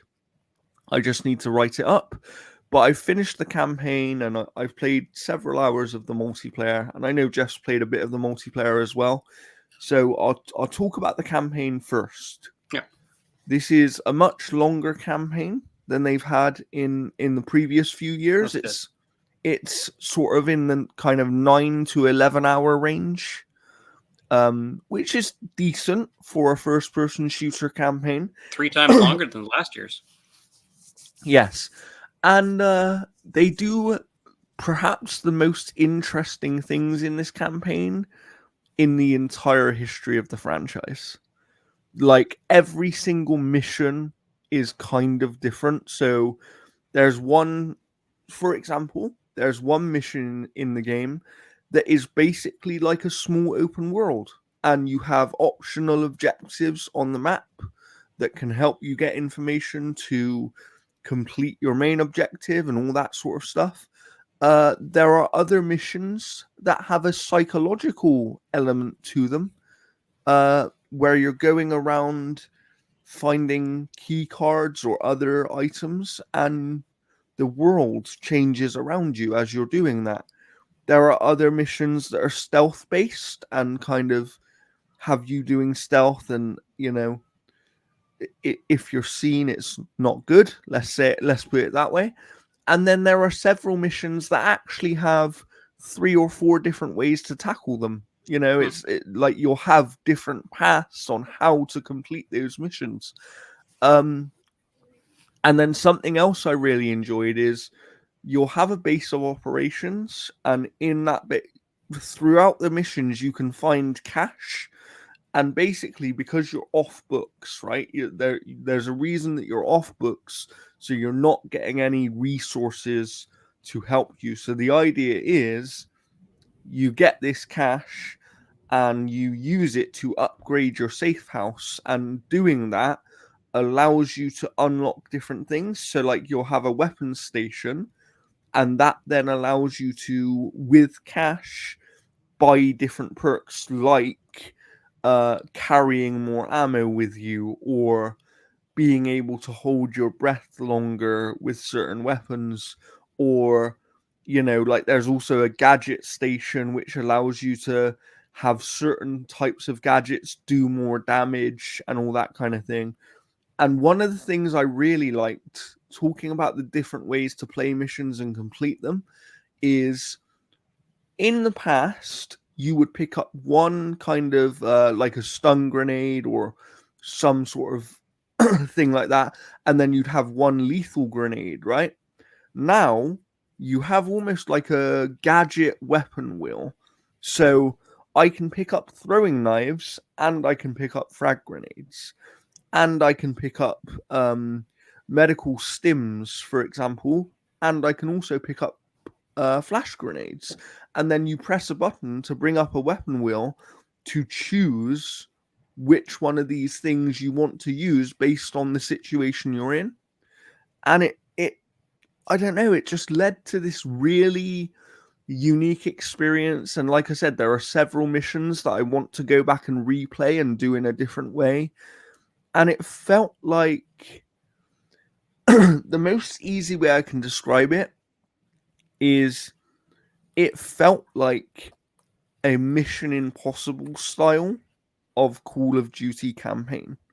Like I'm playing through an action movie, but I have agency over lots of the elements within that. Like even on some of the missions where you don't have multiple choices on how to get to your objective and things like that, you will occasionally have a situation where it's like, do you want to handle this in stealth or do you want to go in loud, right? And that can make a real difference. You also have different elite enemies that you'll come up against, and it will be like one of them will throw these gas bombs at you, one will let out little explosive cars that come towards you, and then another one will have like a big minigun, and the way you tackle those is slightly different. And that almost felt like they are stronger and they take a while. You're not going to shoot them once or twice and they're down. Like they take a while to bring down, but that almost in those sections gave it a little bit of a Division type feel, because you actually had to think about what you were doing. You might try and hit them in a certain place if they've got like a weak spot. It was really interesting. And yeah, I would say easily the best campaign since Black Ops 2 back in 2012, and perhaps the best campaign in the franchise as a whole. Nice. I think is very, very good. in terms of the multiplayer, and I'm sure Jeff has some input here as well. It does have multiplayer and zombies. Zombies has 2 maps to start with at launch, which is the first time ever that Zombies has had 2 maps at launch. But on traditional multiplayer, it has all the modes you'd expect. Team deathmatch, domination, all that kind of stuff. And there's a decent selection of weapons that will be added to. They've confirmed Yeah, that but already. holy hell, do you have to grind the fuck out of those weapons to get Yeah. anything? Yeah, so that's the only negative I really have around the multiplayer at the minute is the Like progression. The progression on weapons specifically is too slow. like weapon like level 25 to get the scope that I want. Yeah, it's Like it's crazy. It like is I'm at crazy. level 14 for the starting gun under the enforcer. Yeah, But yeah. yeah. Like, So but what I will say, what I really like about this year's Call of Duty, especially in the multiplayer, the new movement system does change the way you can play the game. Like it honestly, like I don't feel it like at all. really, Like I don't feel that much of a difference. Like sure in like the jumping and certain things and stuff, but I don't feel that difference is really like impacting my gameplay or whatever. Like I'm actually interesting. worse at this Call of Duty than I am at the last one. The Wow, last one, interesting. my like I've never been a fan of KD. Like the only KD I worry about is the mac and cheese variety. But like I've never been good at the Yeah. Call of Duty games, but last year's I wasn't too bad. This year, like my KD is like absolutely garbage. And Yeah. I think a lot of it comes down to like some of the aiming and stuff. Like again, like I can't get the scope that I want, so I have to Yeah. like basically stomach through playing a bunch Until of you get like there, shit right? And then matches. that's Yeah. gonna help you, yeah. And like I agree with that. One thing I will say though, I quite enjoy the maps this year. I know that that's always divisive. There are some that I dislike because there are some that I think are way too small. yeah, Like like I don't like red card, which is like the the one in front stadium of the one. or no, sorry, not red card is the one that I don't mind. It's rewind where it's in front of like the grocery store. That one's too much of a lane. Oh Like yeah, no, yeah, that you're one I don't right. like. I Mm, do like Forcuta, which is that kind of industrial kind of one. That mhm, one's mhm. actually really good. Do you like the Skyline, one? I forget the one right now. Do you like the one with the water? Like it has a lot of water in it and boats and stuff. Um, oh, I forget the um, name, is but is is it's it Skyline? It's next to like it's that like condo. no. So Skyline is like the condo type thing, and you go Yeah, that's the one that's upstairs. playing like Bust a Move, basically. Like you're going around and you're like, So on Skyline, you might not know this, Jeff. There's a hidden passage behind a bookcase. oh yeah, I know that one. Yeah, the Nice, nice. bookcase is always open, and then like as it's closing, I'll chuck a grenade in. But like I don't know, there's some of them like Vault is Hmm. okay. I think that one's fine. Yes. Um Yeah. like Babylon like has a bunch of like little like corners that you can kind of hide in, these Yeah. little pockets and stuff. Babylon has a lot of cover, and I actually quite like Babylon because it is a slightly smaller map, but because it has so much cover, the way people play it isn't how they would play a traditional smaller map. It is a sniper heaven, especially on the one corner. Yeah, But I mean, like yeah, it's fine. Like Derelict is okay with like it's like a train yard type of thing and stuff, and yes, that yeah. one's actually fairly decent. Hmm. Um, yeah, like there's some okay ones. Like Payback is kind of like a cottage in the middle of like kind of nowhere. Yes, yeah. That kind of stuff And that's what I basically mean. there. I think what I like is, to me at least in my experience so far, every single one of these maps plays very differently. And Yeah, that's I what like I like.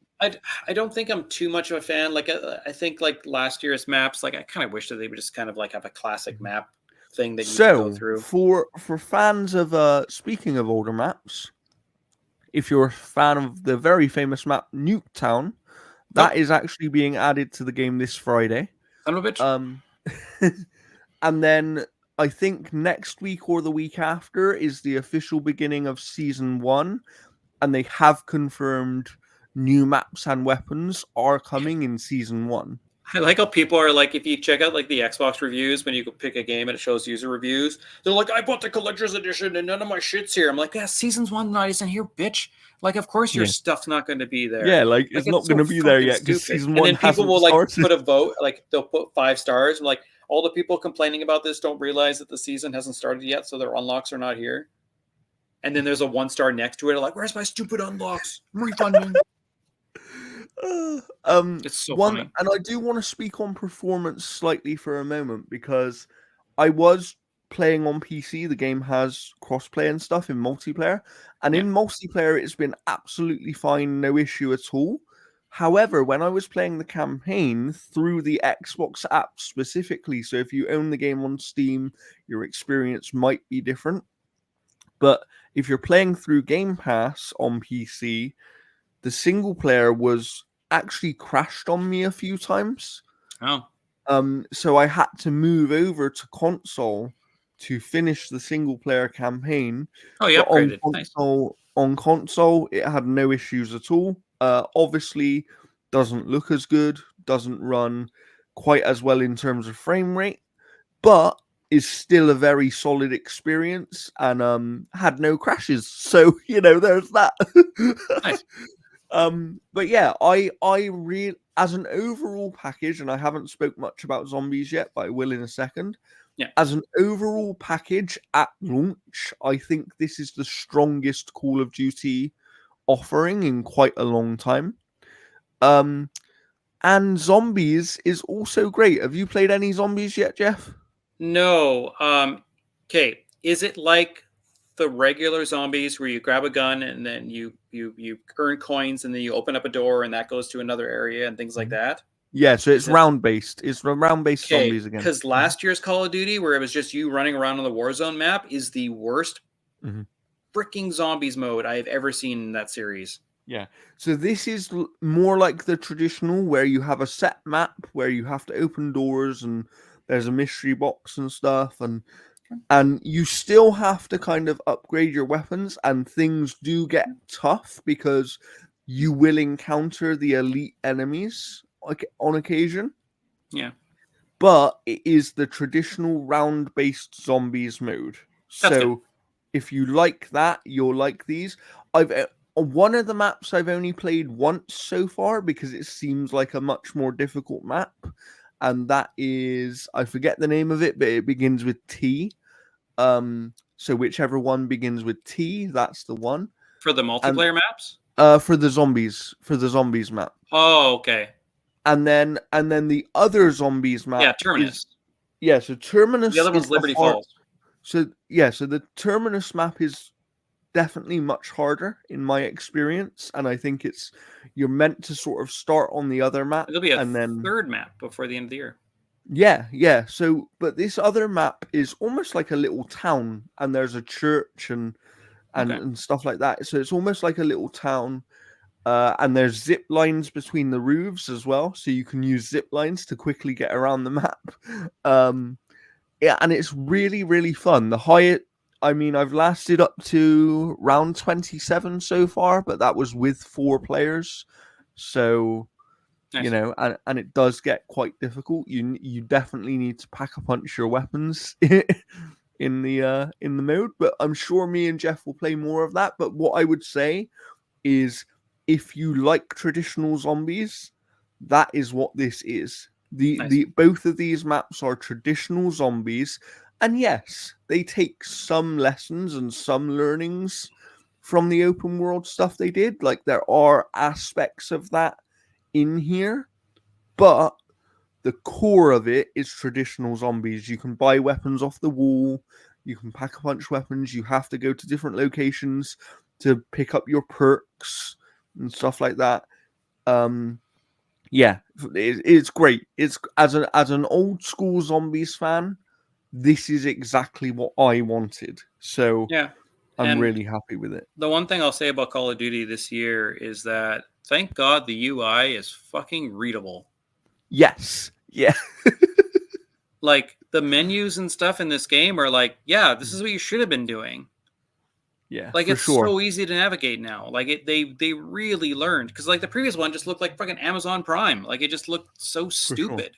So, Jeff, there is something else I've played, but before I discuss that, why don't you discuss one of the things you've been playing? Sure. Let me go on my list here and see what I can talk about. Yeah. So last night, I survived Shadows of the Damned, Hella Remaster. Um, Review for that is going to be going up today. I'm Yes. still debating on the score. I've been kind of tossing and turning because, like, honestly, at the end of the day, if I was to describe that game, I would say it's fine. I think it's fine. Um, this is a game that has one of the most interesting development stories of all time. You have Shinji Mikami and Suda51 and the composer of Silent Hill, and you think that is going to be the greatest game of all time. But then John Riccitiello, who is the CEO of EA at the time, was like, no, we want to make a complete piece of shit. Go back and make a complete piece of shit. And that's what they did. Like Shadows of the Dam was not a great game. It has elements of what could be fun, and some of the shooting when you're not bombarded with all the bullshit that kind of goes throughout that game is fine. But this is also not the game that Suda51 wanted to make. In fact, he didn't even direct it. This was directed by somebody else. And so it's this love story, essentially, where you're trying to rescue Paula. However, you have no incentive to rescue Paula other than the fact that, like, oh yeah, she's hot. Okay, let's go save her. They don't have these moments at the beginning that show this couple in love, that show this relationship, why he's so focused on saving her. And then when you start the game and you get trapped into hell, Johnson shows up, who's your gun, called the Boner, because of course dick jokes everywhere. And it doesn't even like introduce Johnson at all. You land and the Johnson's like, well, shit, we better get going. And you're like, who the fuck are you? Like it's weird. And like it has these mechanics and stuff where you're combating the darkness. So you'll get into the darkness and then things become vulnerable. You're out of the darkness, things are invulnerable. You have to basically use your light shot to essentially disperse the darkness.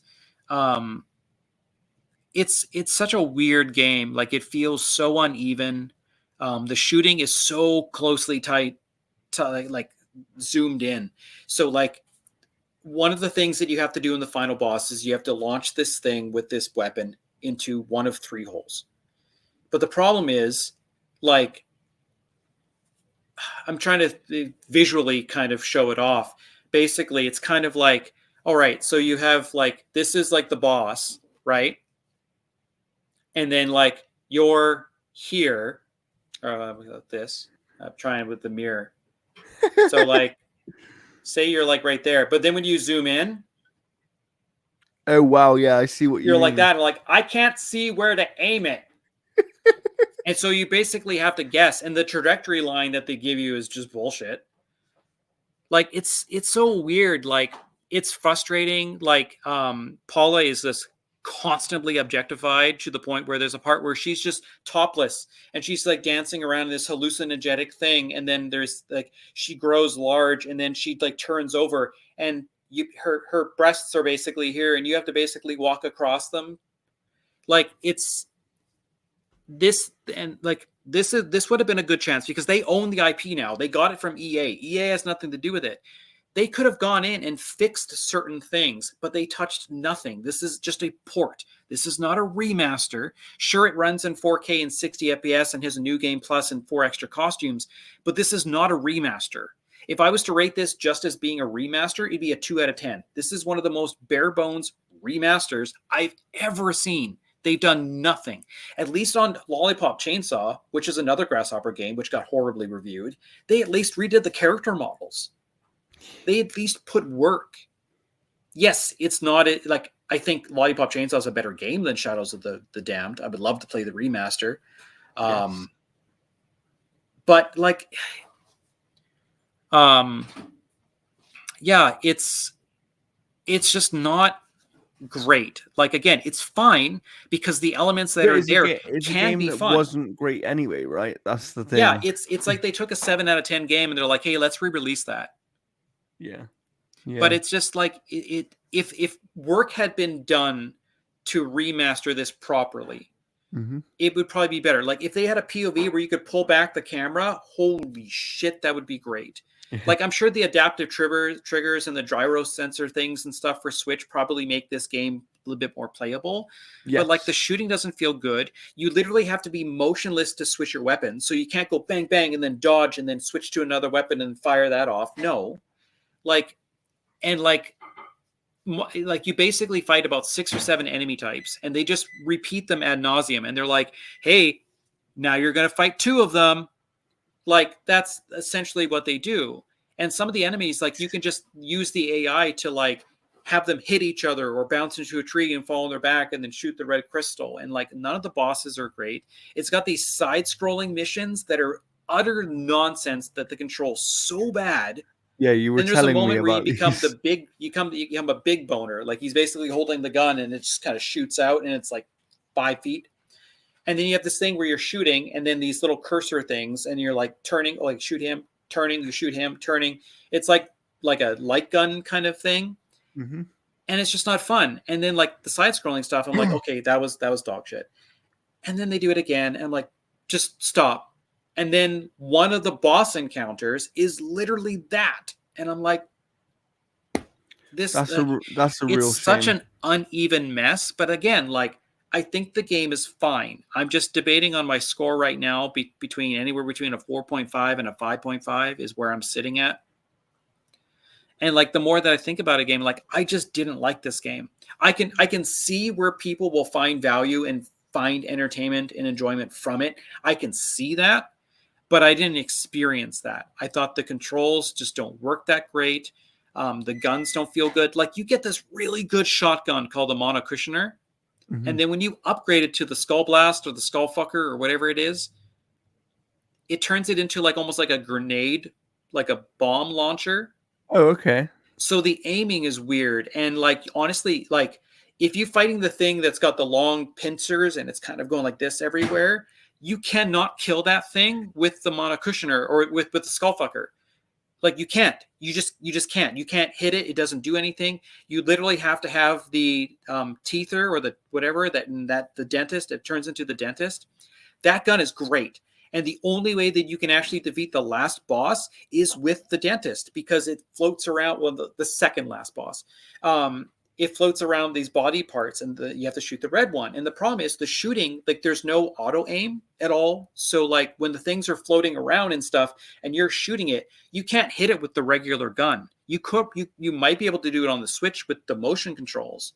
Mm-hmm. But like, it's so weird because like when you're zoomed in, you're moving so slow and everything is so zoomed in. Like you can barely even see what you're seeing.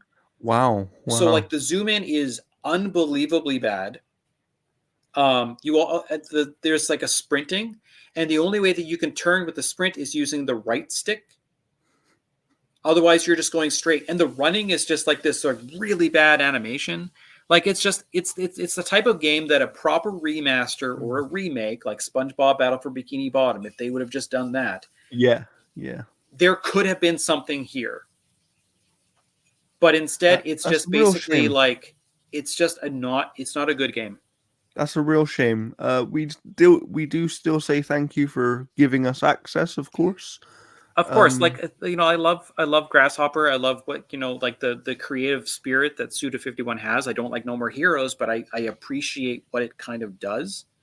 But yeah, like I just unfortunately like this one just does not hit for me. Fair. Shall I talk about something a bit better? Go for it. Before I talk about that, though, what I've been playing next, I do have a little bit of breaking news while we've been recording here. Sure. And that is that the PlayStation Plus Essential November titles have been announced.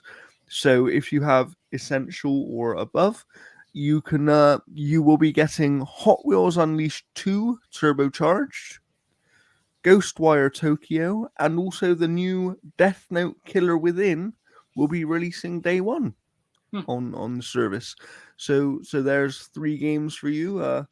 I from what I know, Hot Wheels is quite good. Yeah, I don't subscribe to PlayStation Plus at all. So I don't know.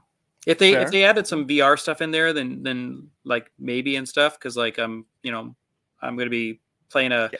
PlayStation VR 2 title today that I'll be dropping the Yes. review next week.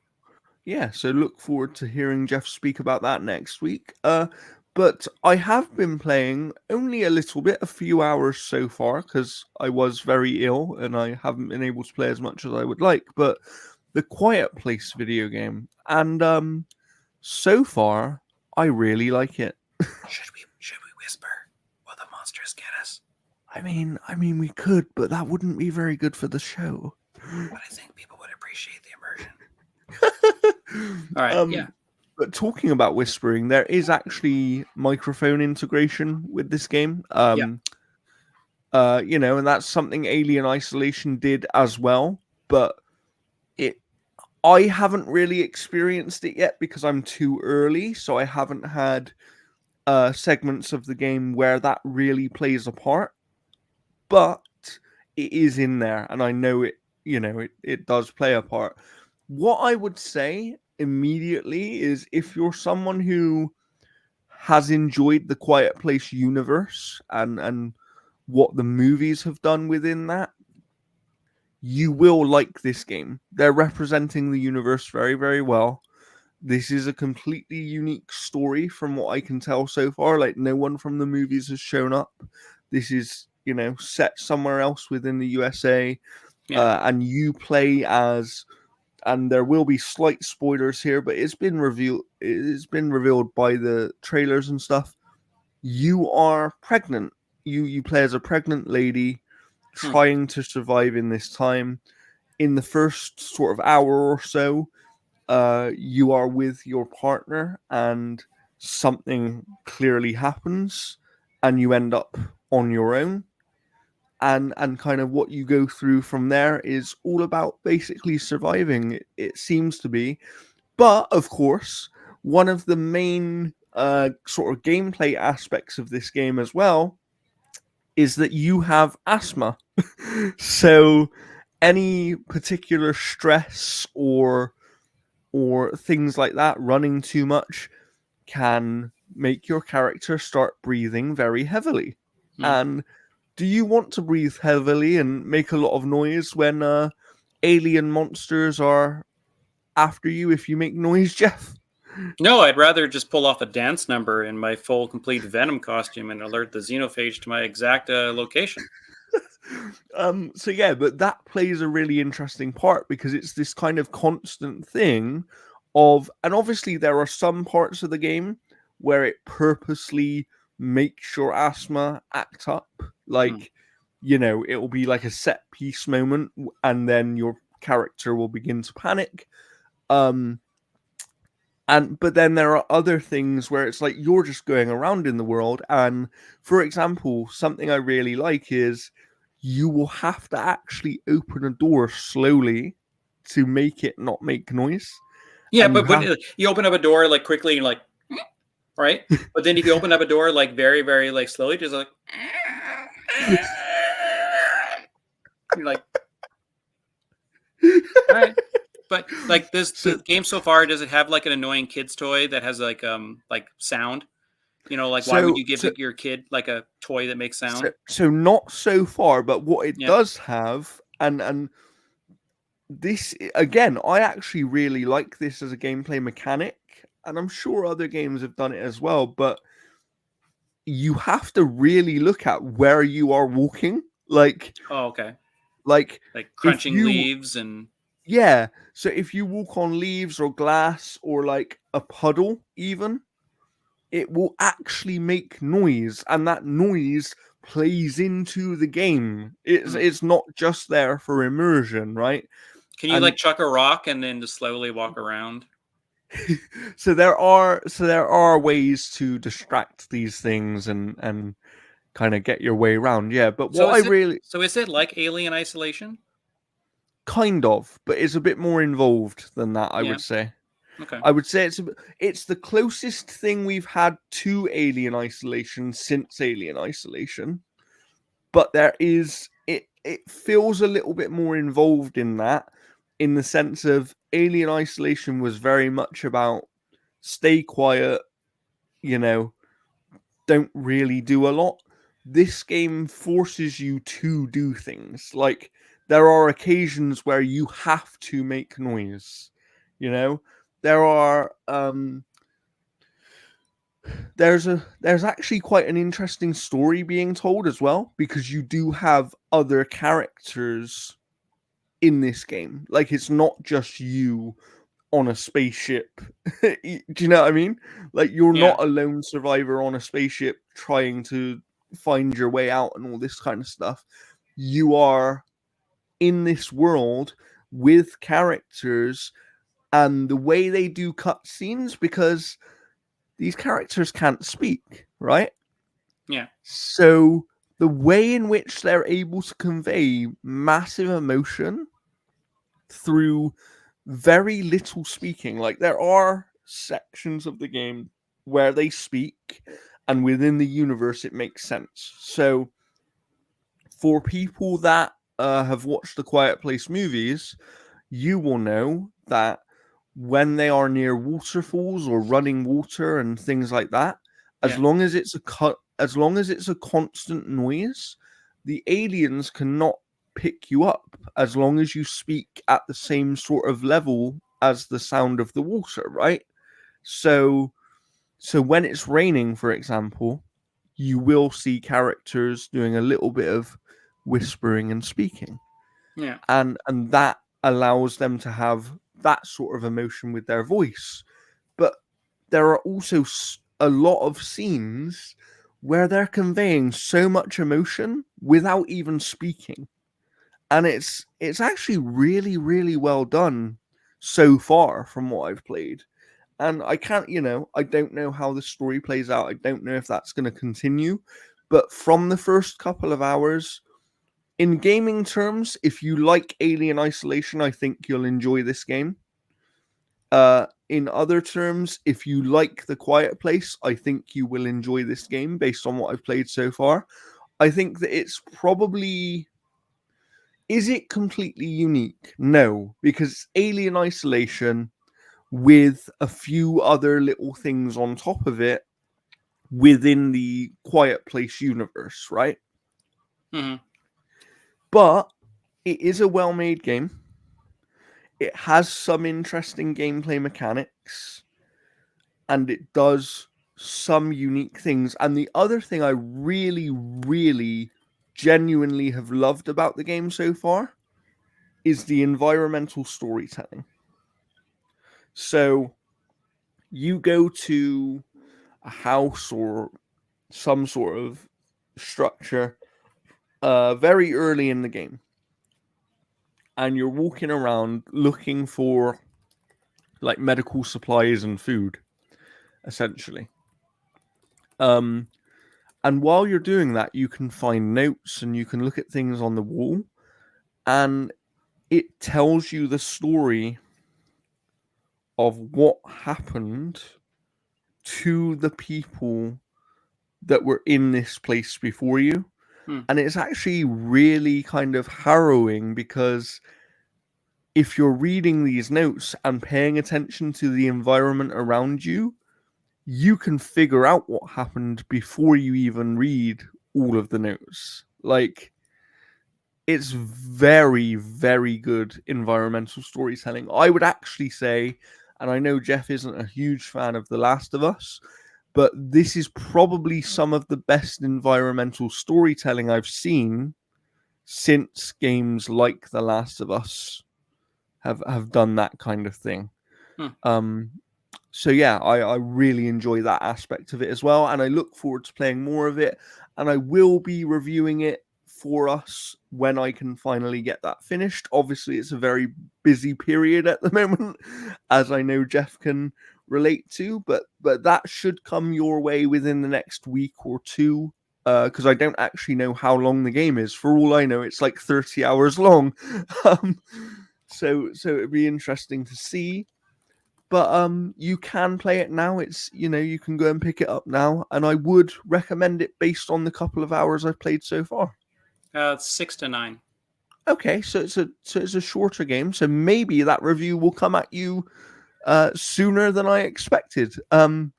But yeah, keep an eye on analogstickgaming.com for that. And Jeff, I know you do have one more thing that you'd like to speak about that you've been playing before we end the episode here. So what is that? Yeah, I've been playing East X Nordics. So this is the franchise that nobody knows how to pronounce. It's YS, but it's East. So yeah, like I have been a fan of East since Lacrimosa of Donna, which is I can't remember which number it is. I want to say it's the 7th game. I could be wrong there. This is a franchise that kind of dips around in different timelines. So East Nordics takes place when Adol is 17, whereas the previous game, which was Monstrum Nox, that takes place when he was 24. So this takes place years earlier. And actually, this takes place just before Memories of Calcetta, because they're on a ship that's heading to Calcetta. And then Adol gets basically, like, the ship gets taken over by pirates, the captain's slain, and then Adol and Doggy and Dr. I can't remember his name. They are on this this island, essentially called Karnak, that is under the protection of the Balta Sea Force, and that there's the people that killed the captain and took the ship because the captain was doing bad things. And so basically you're on this island and stuff, and you're there for a couple days until you can figure out how to get to Calcetta, when Adol discovers this magical ability called Mana that allows him to become one of 3 people on the island that can actually just kill these beasts that have been I think they're the Geiger, that have been essentially kind of attacking settlements and stuff like that. And then they just go full on and they actually like wipe out Karnak. They take all the civilians. And then Adol ends up teaming up with Karja, who is the princess of the Balta Sea Force, who is another person that can use mana. And she's surprised that he can use it. And as they're basically doing battle, the mana between them actually cuffs them together. So they have to remain within like 10 feet of each other. And so this gets rid of the party mechanic from all the other previous East games, because you only play as Adol and Karja, which is basically a sword and an axe. Whereas if you played Monstrum Nox, you have so many different characters, so many different weapons. The variety was great. And they're like, oh, this brand new switching mechanic. No, the switching mechanic was in Monstrum Nox. You literally just press up, down, left, and right on the D-pad, and you switch to another character. It's not new.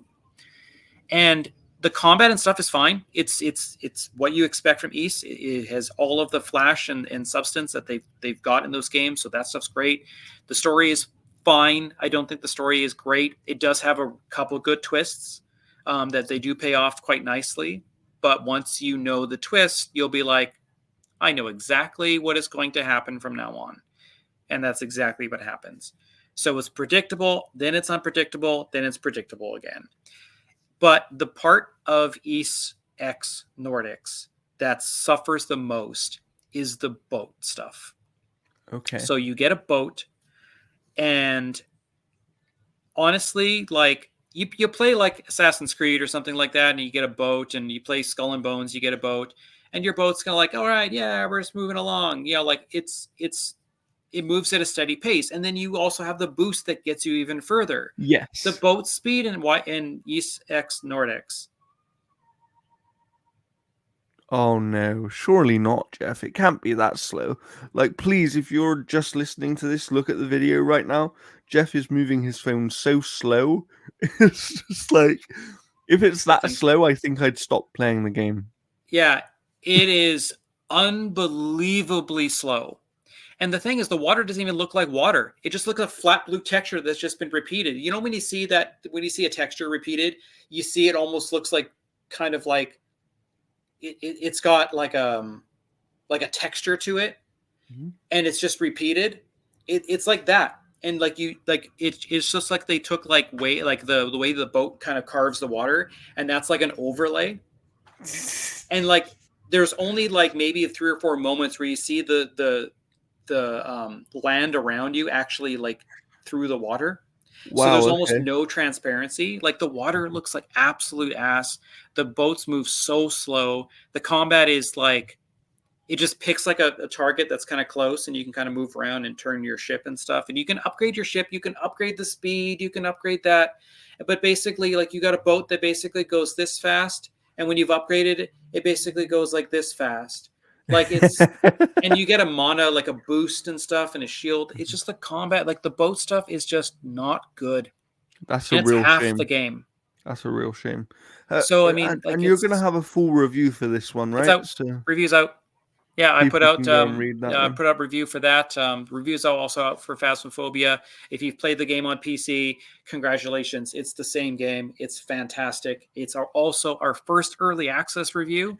Yes, So so we do have a different scoring system for that, yeah, and we will as well. I think that once the game is not in early access yeah, anymore, I'll tweak the we will review for we'll give it it a not final being early score. access.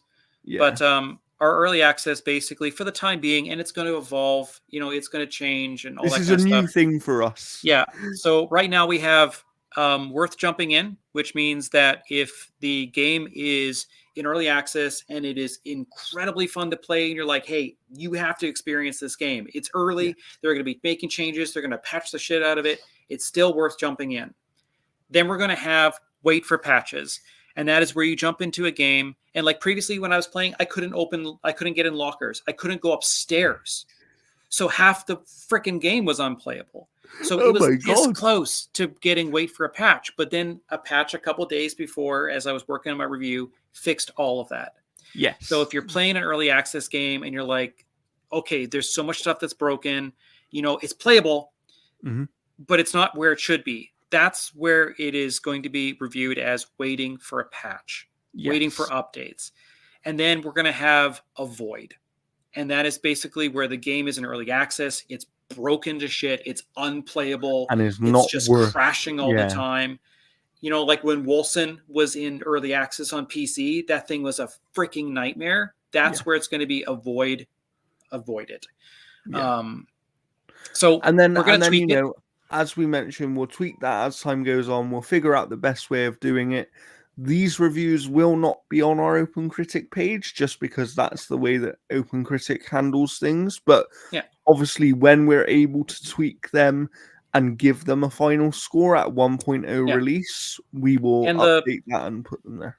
The review essentially is written in a way where I literally just have to remove about 5 or 6 lines, and it's a proper review. Every single early access review that I think we're going to put in is we're going to front load at the beginning that this game is in early access. This is how we're reviewing it, and so on and so forth, so that you guys are informed about the fact that this is an evolving game. It's going to get patched. It's going to change. Same with like Hades 2. Like Hades 2, like once I've got the time to invest, I will do an early access review on that game because I'm going to do one on Towerborn as well because I have played a bit of Towerborn. Yeah. But it has received updates since I've played it, so I'm going to play it again, and then by the end of the year, you should have an early access review for Towerborn, which will give you some indication of what the game is as it's heading to Xbox next year, and will be in the kind of early access program on Xbox as well. So you'll have at least some idea of what you're getting into. But yeah, we're kind of going to play it by ear. If you like these early access reviews, let us know, and we'll try and do more of them when our schedule allows. Obviously, and review season's very busy right now. Oh yeah, I mean I've got 3 games I'm basically reviewing right now, which will all be out next week. I'm going to try and hit embargo on all of them. I've played through. I've got very, very close to beating one of them. I don't know where I am on another one. I'm assuming I'm pretty close on it. And another one I'm going to be starting up today on PlayStation VR 2 because it's one of my favorite franchises. Nice. And the thing with the early access thing as well too is comment about what you don't like about early access reviews. Because like personally, I hate putting a score on an early access review because they could patch anything that affects that score. Yeah.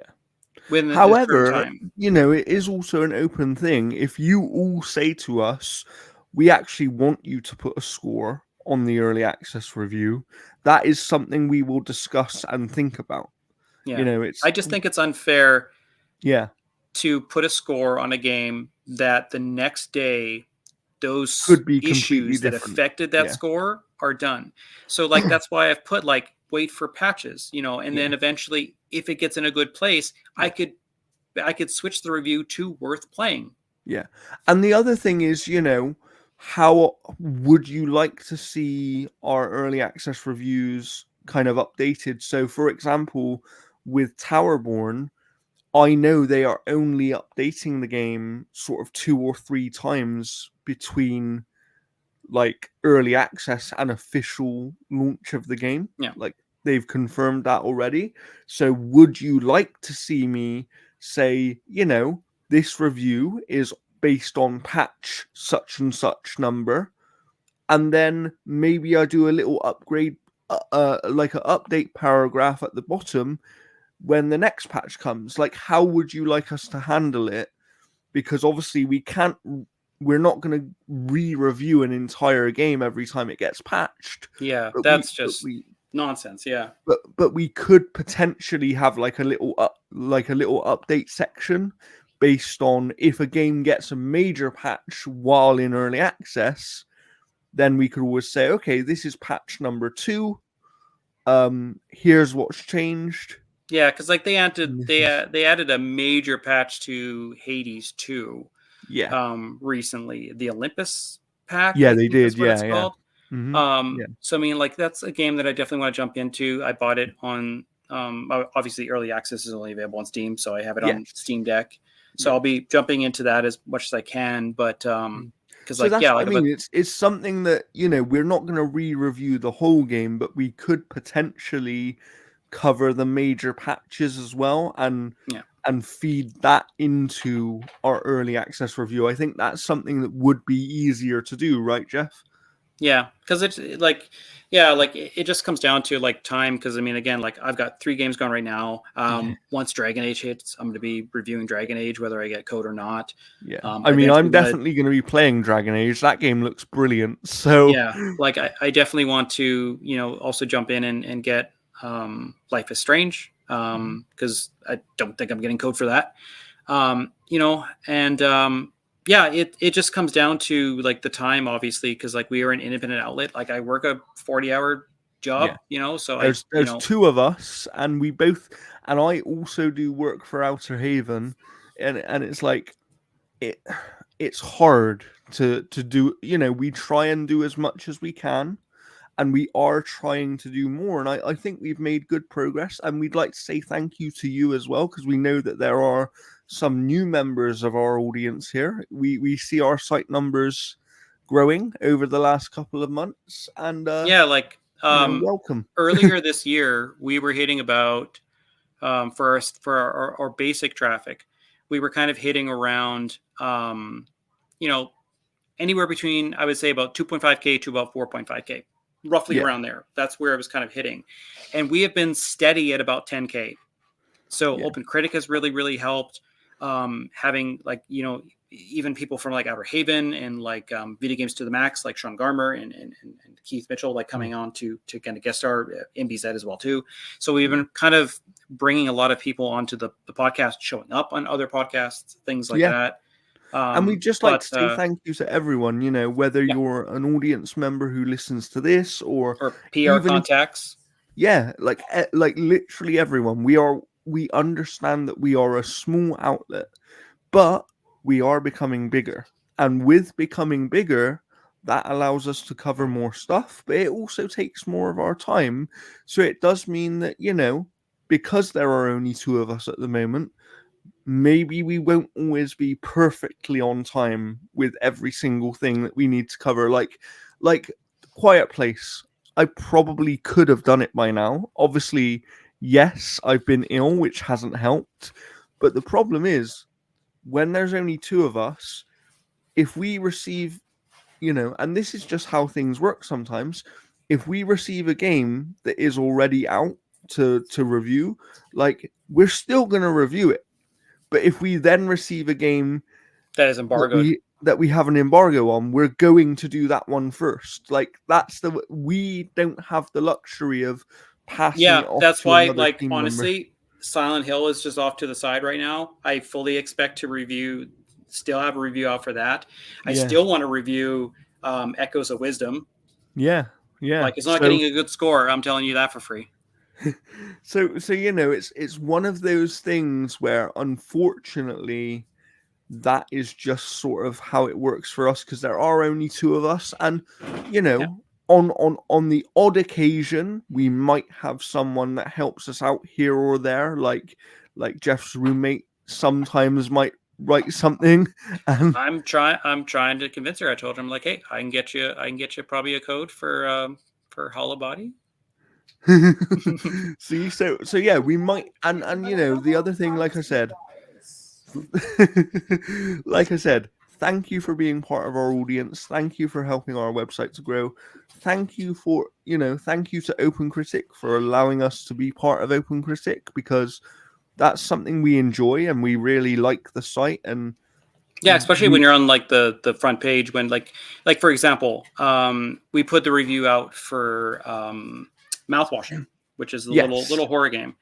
And so let me take a look at my analytics here, because we're sitting at about 9.5K for visits right now. Mouthwashing has almost 3,000 views.